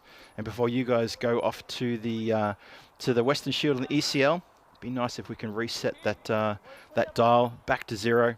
Just so the Western Shield and ECL can start with a fresh number. I think that's appropriate. I think that's... selfish reasons aside, I think that's all I'm going for. I just want the other tournaments to start with a fresh set of heels. Rahul brings himself on. He must be very happy with that first over. He's going to bowl the second. That's hit the edge. It's going to run away. That's a boundary. Welcome runs off the bat from Dawud Mohammed. Doesn't matter how you get him, just get him. And maybe that'll calm a few nerves down. Rahul, he hasn't had the best of games in the last couple of nights. He was got after in a couple of matches a couple of nights ago. Batters really took to his liking. Liked his bowling. Really got after him. Hasn't really batted too well. That's a not bad shot. Getting around to save the boundary. The ball plugs. Oh, players just slipped down there. Hope he's all right. Is that Jatinder Singh has just gone over? He's moving okay. I was worried he might have done an ankle or rolled something there. I think he's okay though. Made a lot of ground to stop that one. And just slipped at the very last minute. Ouch, ouch. I think he's moving okay. So, Dawud Mohammed getting into it. A lot of shouts for LB. Umpire not interested one bit. Is that G1 Giri who gonna have to have a think about it? Just giving his leg a bit of a rub there. Obviously it took him pretty hard on there. So Rahul hasn't had the best of tournament, as I've been saying. A couple of little slips in the field, as well as his bowling being enjoyed by other batters, which is not good. And he's just gone down a little bit there. There's clearly a bit of moisture coming across the ground, because that's in the 30 seconds, that's a fielder going down and now the bowler going down. So there's a little bit of moisture coming across. Maybe there's a bit of mist and a little bit of moisture coming through the air, a bit of light dew settling on the surface. It's going to make it a bit slippery. 5 for 2 the score. That's up into the night sky. And, oh, not sure what happened there. Was he just wrong-footed coming through? I think that's what's happened. I think, again, it's just that bit of skiddiness on the grass. Just lost his footing at the last minute, and that spoiled a chance of having a catch there. Or maybe lost it in the lights as well. Either way, it's a little bit tough out there for everybody. 6 for 2. And that is the end of the second. And speaking of tough going, well, for Coimbra Knights, it's really tough.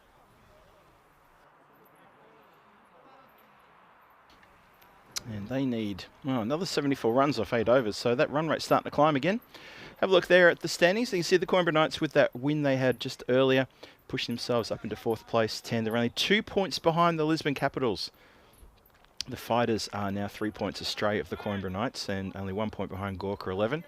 So that little sort of like traffic jam for 3rd place is starting to eventuate, as I suspected it would. And if the Fighters get a win here, and on the current situation, I'd say they're probably looking good for that. They're gonna join in the party aiming for that 3rd place.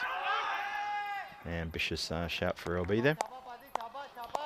Yeah, the third position is well and truly open. Lisbon Capitals are holding on to it. Just a reminder, the Lisbon Capitals have to play Marlow in their last games on Monday night. So if they come up against a full-strength Marlow, who will definitely be playing on the Tuesday, there's no guarantee that they're going to be able to get wins, although they still could, of course. So there's a bit to talk about over the weekend in terms of what can end up where. That's a miss hit, and that is another catch. Well, there you go. Baljit Singh picks up another one. He's obviously in the right position. He's an absolute ball magnet, and that is coming to him at regular monotony now. Just miss hit, up in the air. They're trying to get out of trouble by hitting themselves out of trouble. They're not putting their heads down and playing for singles and twos, and it's just coming undone. Completely coming undone. It's like batters just reverting to type and saying, well, to get out of trouble, I have to hit myself out of trouble. And what they're doing is they're basically getting out. And that's unfortunate. So 3 wickets down now. Not many runs on the board. Still into double digits. Still inside the power play. And Mohammad Shan is having an absolute ripper of a game with the ball. He had a really good couple of overs in the previous game as well. And then, of course, he came out and belted that quick-fire 36 in the previous game where they did lose, the Fighters. And he went out for a duck in this game. So, mixed bag. That is almost... Oh, boy. That's almost gone to hand there. Rahul just sticks the right hand out in the hope that it will go in. And I tell you what, it wasn't far away from actually going in. I think even the bowler was suggesting you could have actually probably caught that. He actually gestured when he put his hand down to say, you probably could have stuck that out and probably caught that. Oh, well. Put it down as a drop. Or was that a bit harsh? 7 for 3, halfway through the third. Still 3 to come in the power play. Edged over the top of everybody. Is it going to run away? Yes, it is. It's going to beat the fielder who was just starting to hunt that ball down. And that is a very valuable 4. So Dawud Mohammed playing a lone hand here for the Coimbra Knights. He desperately needs someone to stay with him and just help through. Girish Singh is limping to the non-striker's end. I really don't understand why he's out there. He shouldn't have come in. He's clearly injured and he's clearly going to be in all sorts of trouble. I really don't think that was the right decision to send him in. If you're injured, then go sit down and have a rest and come back when you're fit and ready. Otherwise, he's just going to hamper things. I'm not sure that's the right decision. Dawud Mohammed is hit pretty hard in front. Not in front enough for the umpire. It was outside the line and maybe doing a bit too much. Look how wide this ball comes in.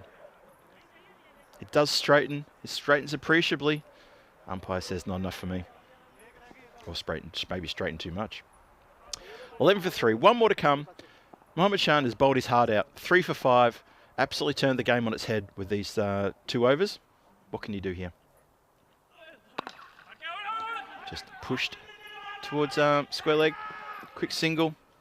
And well, not very well backed up, but they're not going to try to sneak another one. Jatinder Singh just took his eyes off that one at the last minute. And that is the power play done. 12 off the power play. 3 wickets lost. Coimbra Knights still need 68 from 42. The run rate still under 10. Run rate still very manageable. But it's about having the talent in the shed and out there in the pitch to come out and collect those runs. And Dawud Mohammed is so far proving to be that person. I'm really worried about Girish Singh. I'm not sure that he was the right person to head out there. Have a look there at the tower block display. So 0, 6 and 6. And that's why the Coimbra Knights are in all sorts of trouble and why the Fighters are up on their tippy toes and just absolutely in on this game. They think that this one is theirs already. And you'd have to probably almost agree with that. So someone from the Knights needs to take control and really get amongst this, and it should be these 2. Umpire says power play's done. It is indeed. Rahul's got the ball. He's going to bowl his second. He's going to see if he can dismiss one of these. Dawud Mohammed is the key. Get rid of him and then game over. Oh, he's almost done it too. Straight through. Cuts him in half almost. Girish Singh. Now, what's Girish Singh going to do? I mean, he's hobbling. He's hobbling completely the whole time.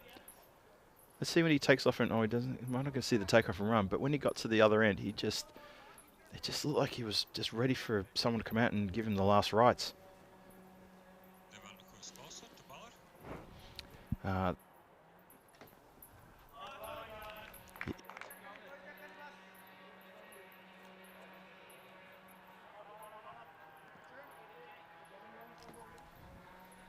obviously that blow he took on the knee is still really big at the moment. He hasn't had a chance to put an ice pack on it or get any treatment. Maybe he's had a bit of the magic spray, but I don't think that's going to be enough because now he's out there flexing it. And he's hit that pretty hard. It has gone straight to the players. No chance of a quick single. In fact, while he's out there won't be not many chances of quick singles. It's going to have to be Girish Singh hitting the boundaries or taking the easy singles to the positions out at the boundary line. And I think the fighters need to be aware of this as well. They need to know that's how they're going to be bowling to him. Maybe don't even get him out. Keep him on strike. That's probably a really good idea. I know it sounds kind of cruel, but if you're fighters, don't you want to keep someone like that on strike? He tries to hit that hard. It's going to beat the fielder. No, it's not. Fielder just does a little goose step. Oh, he's moving all right now. What's he talking about? He's moving fine. Oh, now he's down his haunches. Maybe he's playing a little bit of cat and mouse here with the fielders because he ran quite hard for that second run. Maybe there's a little bit of, a little bit of byplay going on there. Keep an eye on that. You never know. Swing and a miss. Maybe he's going to go back to being injured now.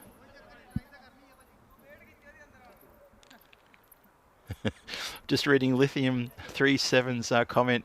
I'm having a real giggle and a smile as I read that. Yeah, I'm not going to pass any further comment on that one. I'm just smiling.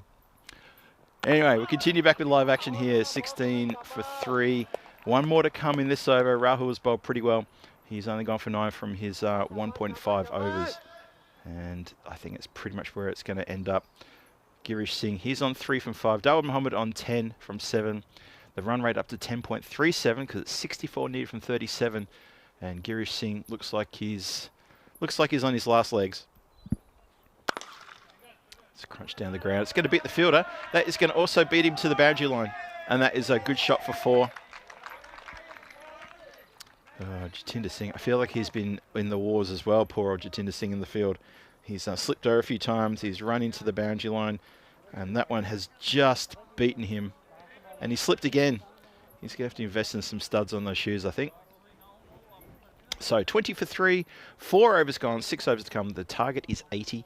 So it's another 61 runs to be collected in 7 overs. So still a lot of work there to be done.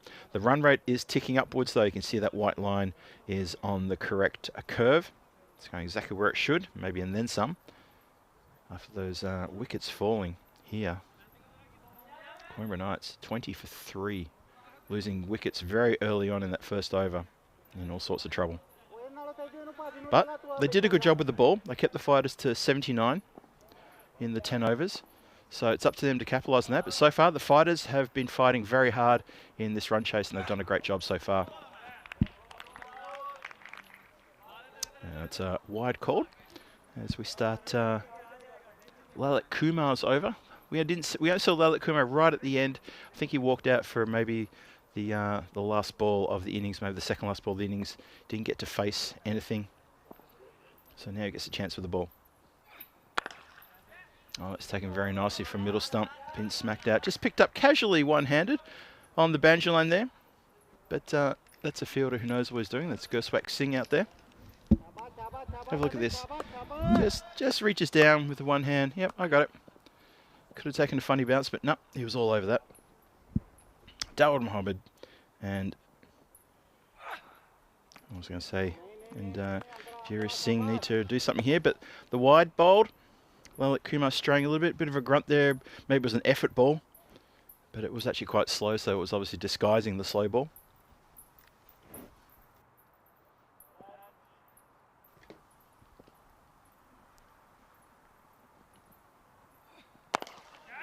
That's a big hit down the ground. That is going to carry the boundary line rope for a Maximo. So Girish Singh, if he doesn't have to run, obviously he can do that. He'd probably rather do that than run. And that's a really good strike. Well out of his crease. And a good shot. 29 for 3. 51 from 34. The run rate is at 9. So fighters need to be aware of that. They're going along, they're motoring along quite nicely. But they have lost 3 wickets. All the way along the ground. That's Baljit Singh coming off the boundary line to collect. Halfway through the 5th now. 30 on the board. So 50 needed at 9.09.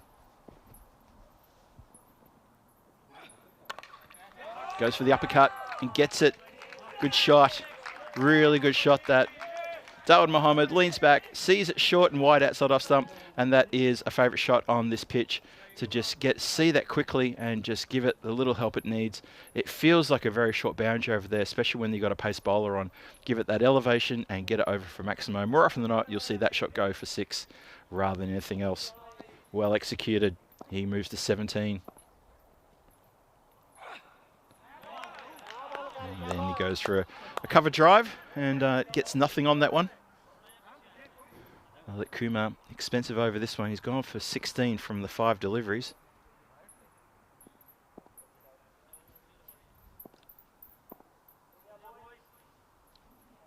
It's a bit quiet there in the field. Not too much chat from the dugout.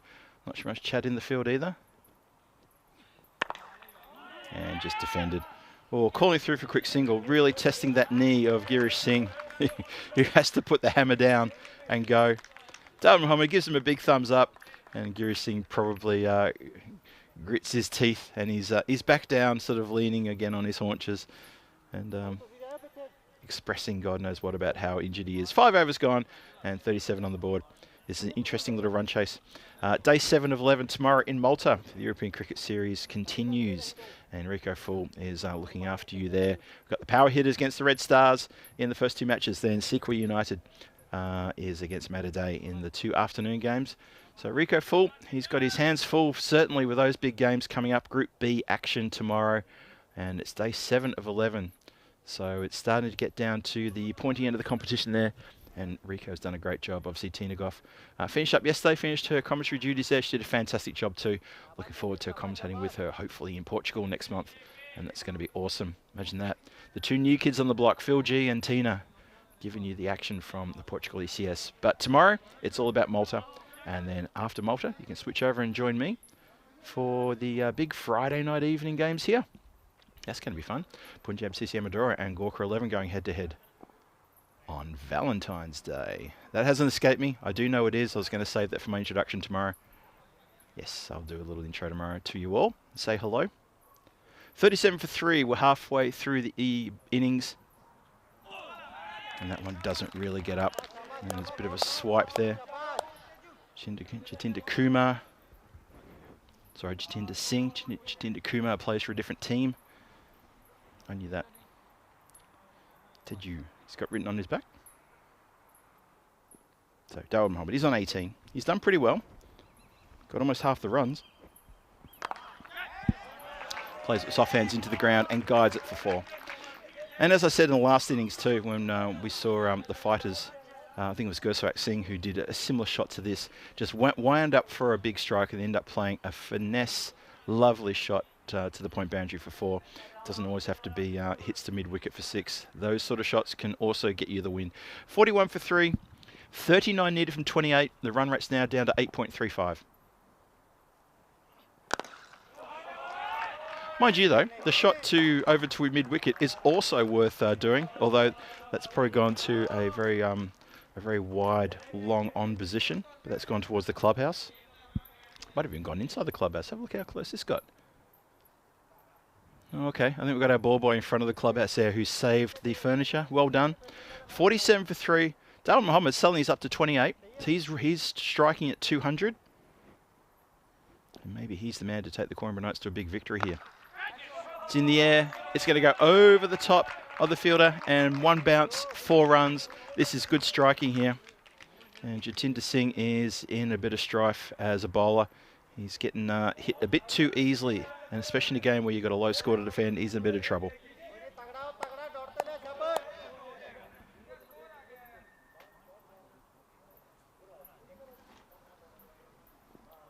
So that's the 50 up with that strike as well. 51 for 3. 29 from 26. Geez, we're almost at parity. So hit along the ground, fielder at deep mid wicket. Gets up off his haunches and collects it. I think it's Rahul out there, the skipper. So one more to come. This has been a really good over for the Coimbra Knights. Not so for the Fighters. Need a dot ball here. Jatinder Singh needs to get this past the blade. Slow ball, waits on it and punch down the ground. Just for one. Baljit Singh comes off the boundary line from long on, and that's how the over finishes. There is just that one from it. So 16 from the over, 53 for 3 is the score, 27 needed from the next 4 overs, and there's still 3 wickets down. So Dawood Mohammed and Girish Singh are doing the job for the Coimbra Knights, and well, it's looking good now for them. I thought the Fighters were in the box seat. You get rid of the opener, Sam Horton, and Lakshan Weerakoon for 0 each. You get Jiwan Giri for 1. And you'd be sitting pretty. I think they were 3 down with, I think 1 or 2 runs on the board. I think, just from memory serves me correct.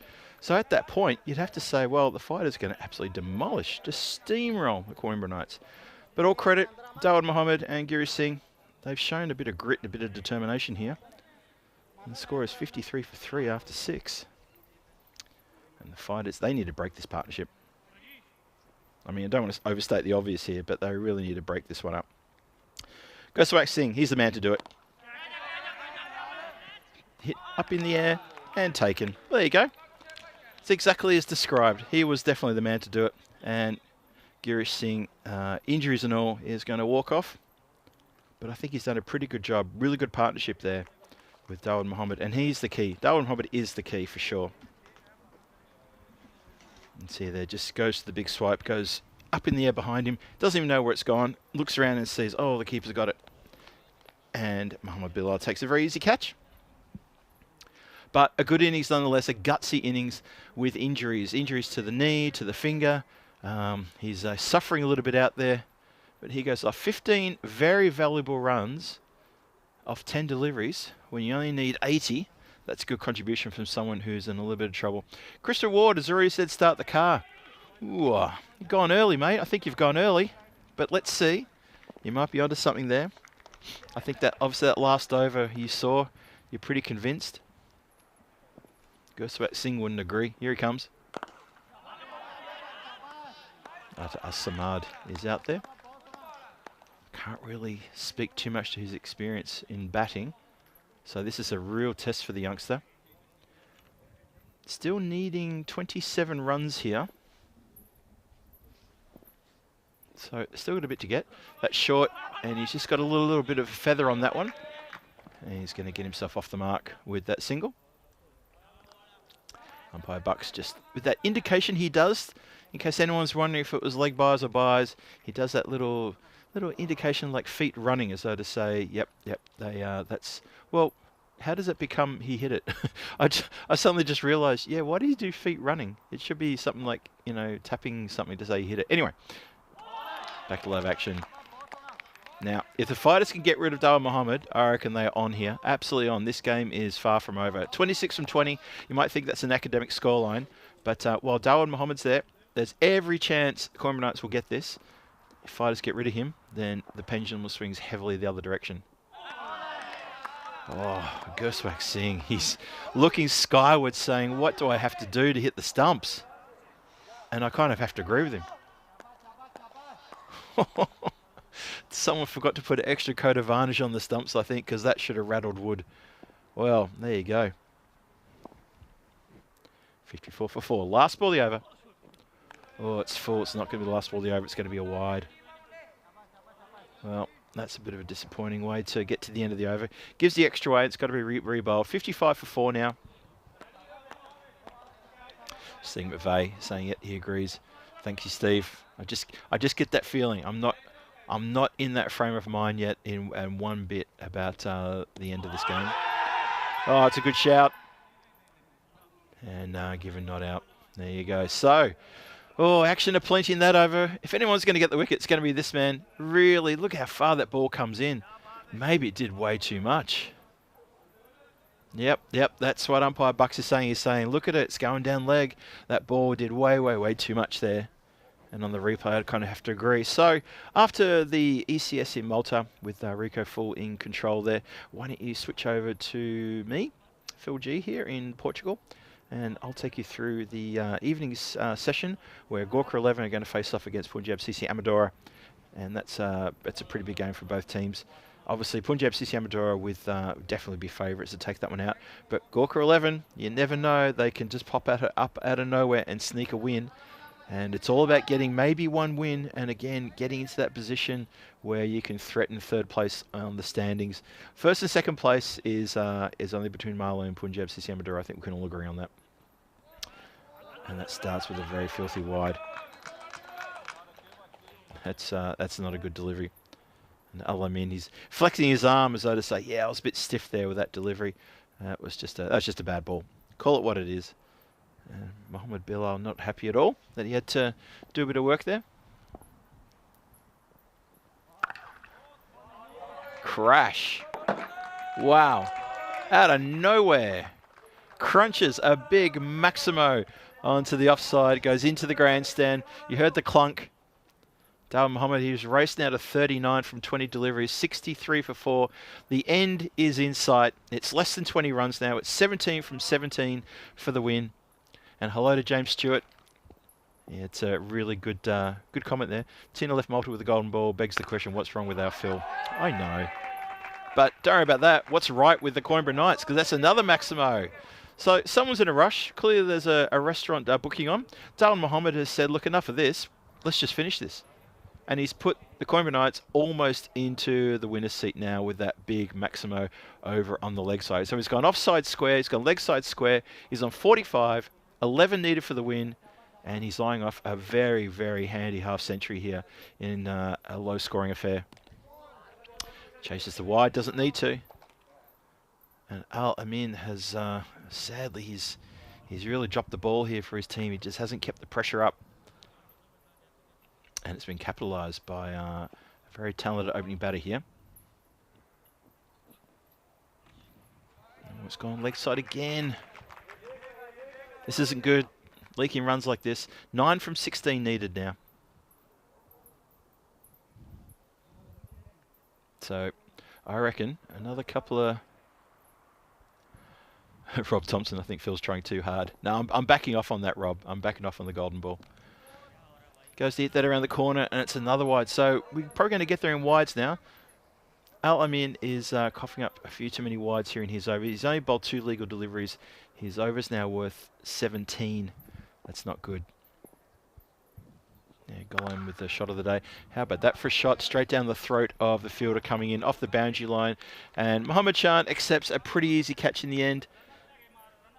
And that's a pretty tame dismissal for a batter who was eyeing off a 50, you have to admit. It's quiet all around the ground. There's no activity from the field or from the dugout or from anybody. There wasn't, not that you have to appeal that, but there's nothing, just dead quiet. I think I'm the loudest person within about 200 metres of this ground, which is something I pride myself on too. Dawud Mohammed, take a bow. 45 from 22. He's got the Coimbra Knights right to the cusp of a good win here. And he says, hey, literally his body language said, hey, go get the runs. It's your turn now. Felix Zeb comes out. It's just a late block there. Just push it down. So it's halfway through the 8th. It's 8 runs needed, and it is, 2 overs plus 2 deliveries, 14 deliveries in total left. So 8 of 14. Still got to get them, though. Now, going to get them with singles, or does somebody want to smash it out of the park? Maybe Falak wants to smash it out of the park. Oh, Coimbra Knights, you just have to finish it. Fighters, you just need dots. I tell you what, dot balls, take it into the 10th, anything happens. Christopher Ward backs himself up with more start the car emojis. Oh, now I'm not sure what Zeb's doing here. He needs to be a bit smarter here. If he's going to end up getting a feathered edge, and he's going to get out, and that is going to really ruin the party for Coimbra Knights. They're in a good position to tidy off this game. I'm not sure what's going on. 8 overs gone, 72 on the board, 5 wickets down. Still needing 8 runs. Yeah, Steve McVeigh. Thank you, Steve. I agree, and that's why I've changed my tune. It will come, and not while I'm hunting for it. So, Paul Kempen asking if there's another twist. Yeah, could be. Could be. Gollum saying it was a good game. Fighters have been favourite. They have. And, well, you never know. You still got to get there to the end. And this last over was very interesting. Obviously, a big wicket for Dawud Mohammed after getting the score almost there. Gurspwak Singh's going to bowl. He's had a good first over. He's very capable of taking wickets. Experienced campaigner. Let's see what happens. Ooh. This is getting pretty tight now. There could be a twist. Taking back golden ball, taking back.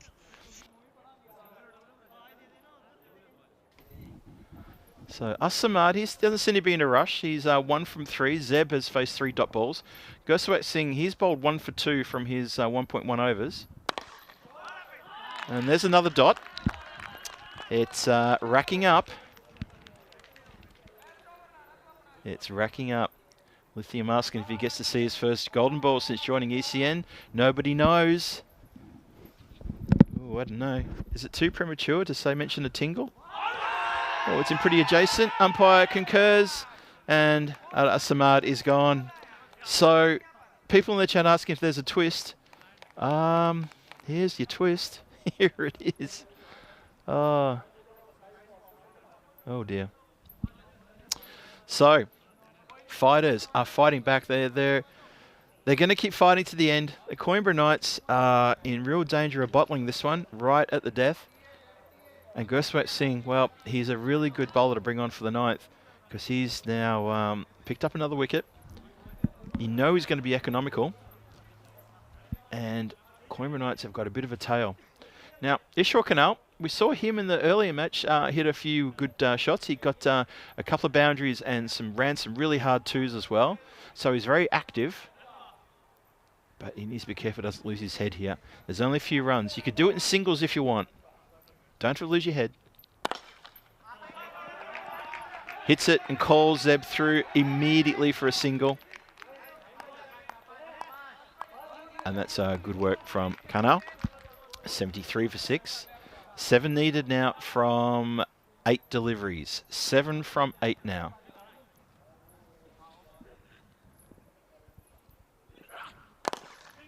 Zeb hits down the ground. It's to the fielder who keeps it away. Well done in front of him there. Oh, not taken cleanly at the non-striker's end. Absolutely done for a run out there. He was gone for all money. Doesn't take it cleanly, but it was good work on the field in front of the sight screen there. Good shot down the ground. Couple of bounces. Fielder runs around, does a really good save, keeps the ball in front of him. And look at this. The ball comes in, was gone by half a pitch. Half a pitch in it. And Gurspwak Singh has let it slip through his fingertips. 5 needed now. Gives a bit of a charge for reasons that only Felix Zeb will know. Not sure where he thought he was going. That is the end of the over. Ooh, and it goes to the 10th. The Coimbra Knights have let it go to the 10th. Unbelievable. Steve McVeigh, they couldn't, could they? I'm thinking exactly the same. Oh boy. Oh boy, oh boy, oh boy. Alderigo saying hasn't been this angry for such a long time. I'm not sure why. I really don't know why. Only he know why as well. So, fighters in the Coimbra Knights, this is coming down to an interesting end here. There's a discussion about who's going to... I'm feeling it. Our production team is playing with me by putting up the rules of the golden ball there. So you can see there, if only 4 runs are scored in this last over, that is what's going to happen. There's 1 extra legal ball to be bowled by the team that's fielding in the second innings. Batting team has to get 2 to win. Otherwise, the fielding team wins. The batting team has 1 wicket in hand. Any batter not dismissed in the match can face that golden ball. Golden ball bowler must have bowled in the last or second last over of the match. And that's pretty good for fighters because Gurspwak Singh bowled the second last over of the match, so he would be probably the go-to. Oh, is it Jatinder Singh who's going to bowl? It's hit into the covers. Just the 1 run directly to Mohammed Shan. Gets the ball back quick, smart. And Jatinder Singh takes a little bit rough on the hands, but he's kept it in front of himself. There's 1. 4 from 5. 4 from 5. I'm asking now. I'll ask it now. Has anyone got the tingle? Or is Felix Zeb going to put this out of the ground? What do you think? What do you think? Well, doesn't matter because here comes the next delivery. Connects and catch is taken. Good catch. Oh, yeah. It's on. It's on. Harjot Sahara has taken a red-hot chance and he is loving it. And can you believe Felix Zeb, the skipper, he only had to push it on the ground. He didn't have to go for the big hit down the ground. It's funny how this gets into the mindset of these players. They think they have to win with a big strike. It wasn't needed. And a very good catch held down the ground right in front of me. Very good indeed. And Zeb, the skipper for Coimbra Knights, has just undone maybe him and the team with that shot. Oh boy. John Gray. They are trolling me, John. I'm telling you they are. There was a laughter through the headset when my director put that on screen. You're absolutely right, John. Oh, boy. Oh, Panda, what up? It's a dot.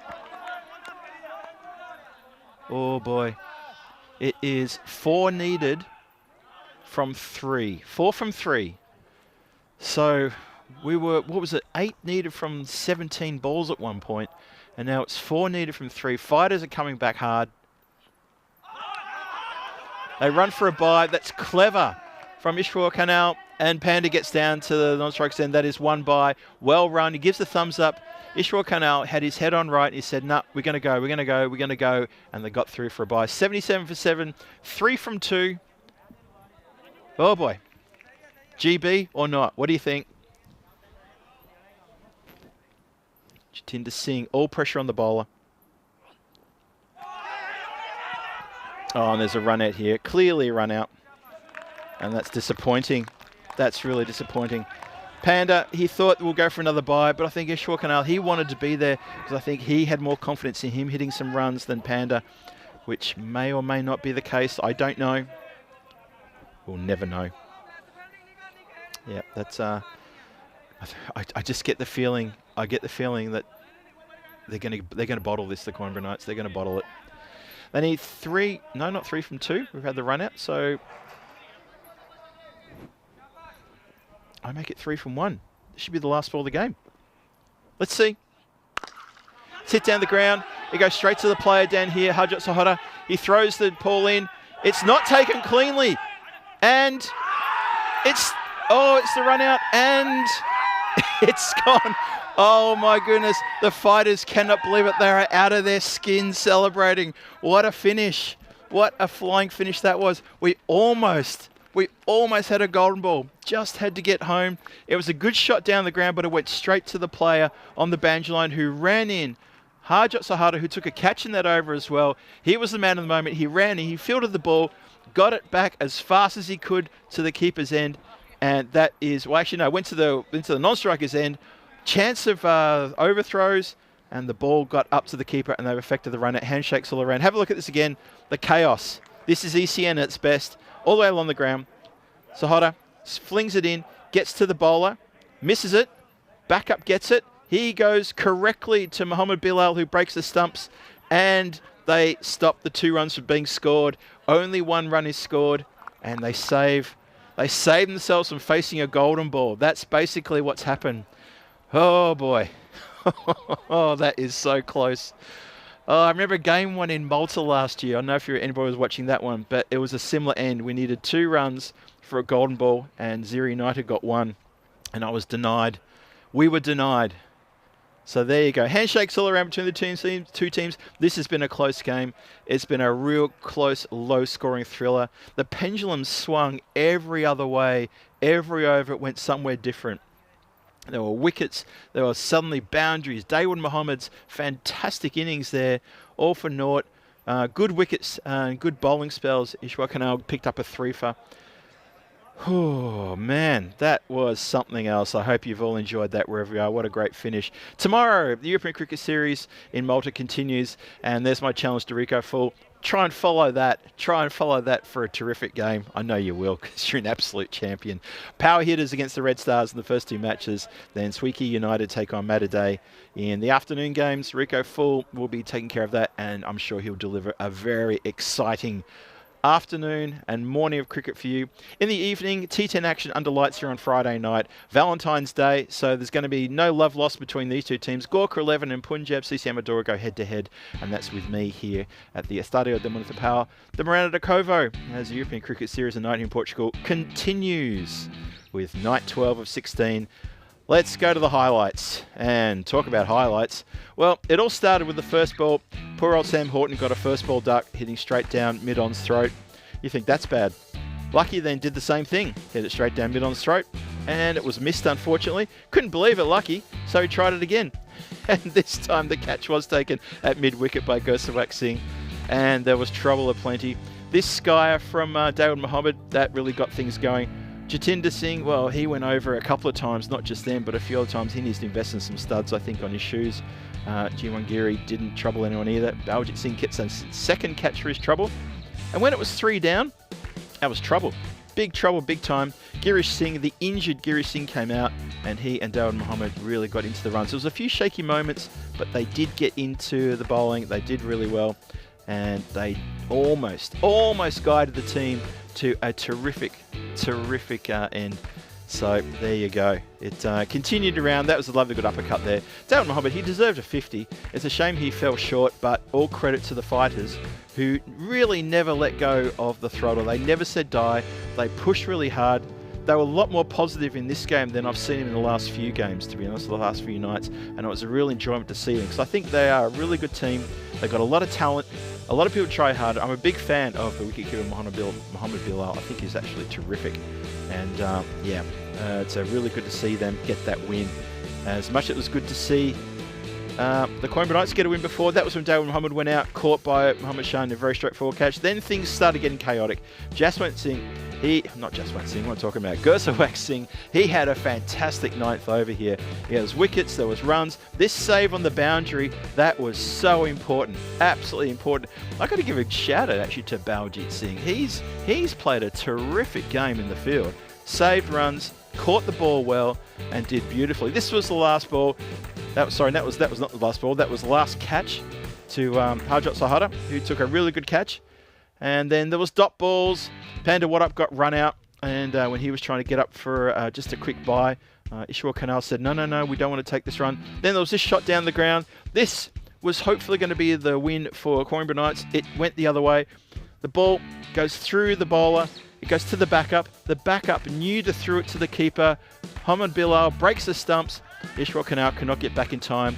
If he had gotten back, it would have forced a golden ball, and we'd still be here sorting it out. But as it is, it's the fighters who just get over the line right at the end there.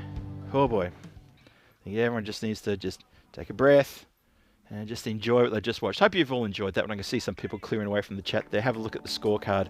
Dawood Mohammed, once again, hats off to you. 45 from 22.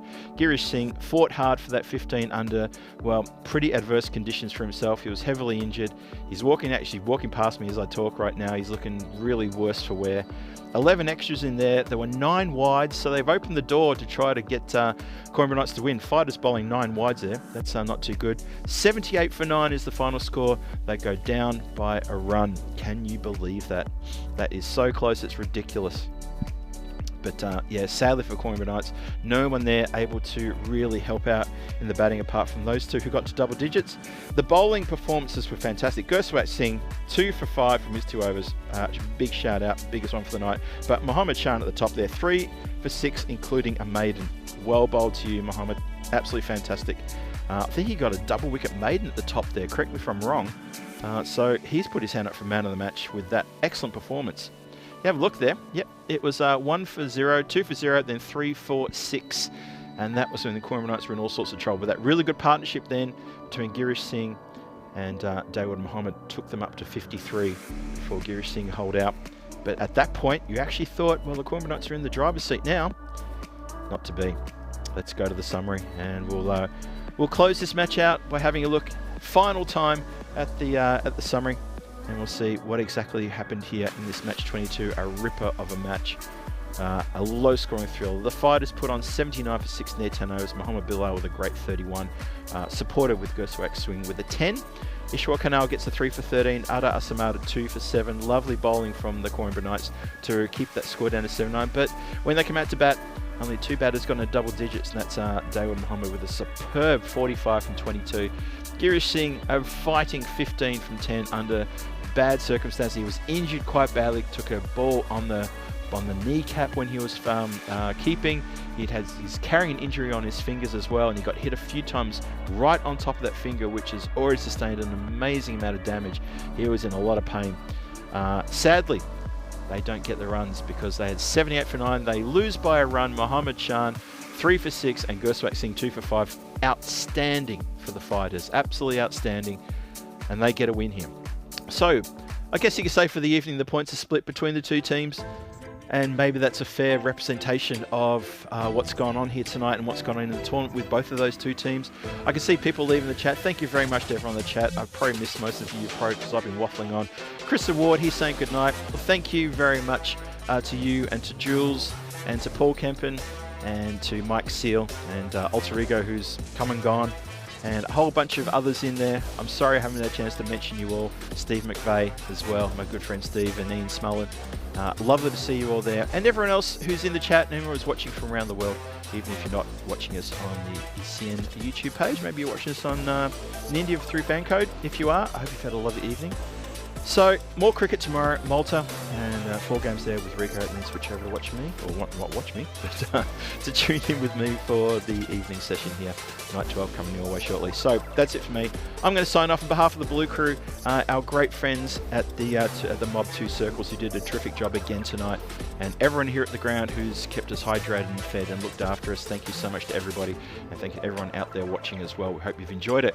This is the European Cricket Network, and I'm Phil G, and I'm going to say good night from the beautiful Estadio de Municipal de Miranda de Covo, and I'll see you tomorrow for night 12 of 16 in this European Cricket Series of night in Portugal. Until then, good night.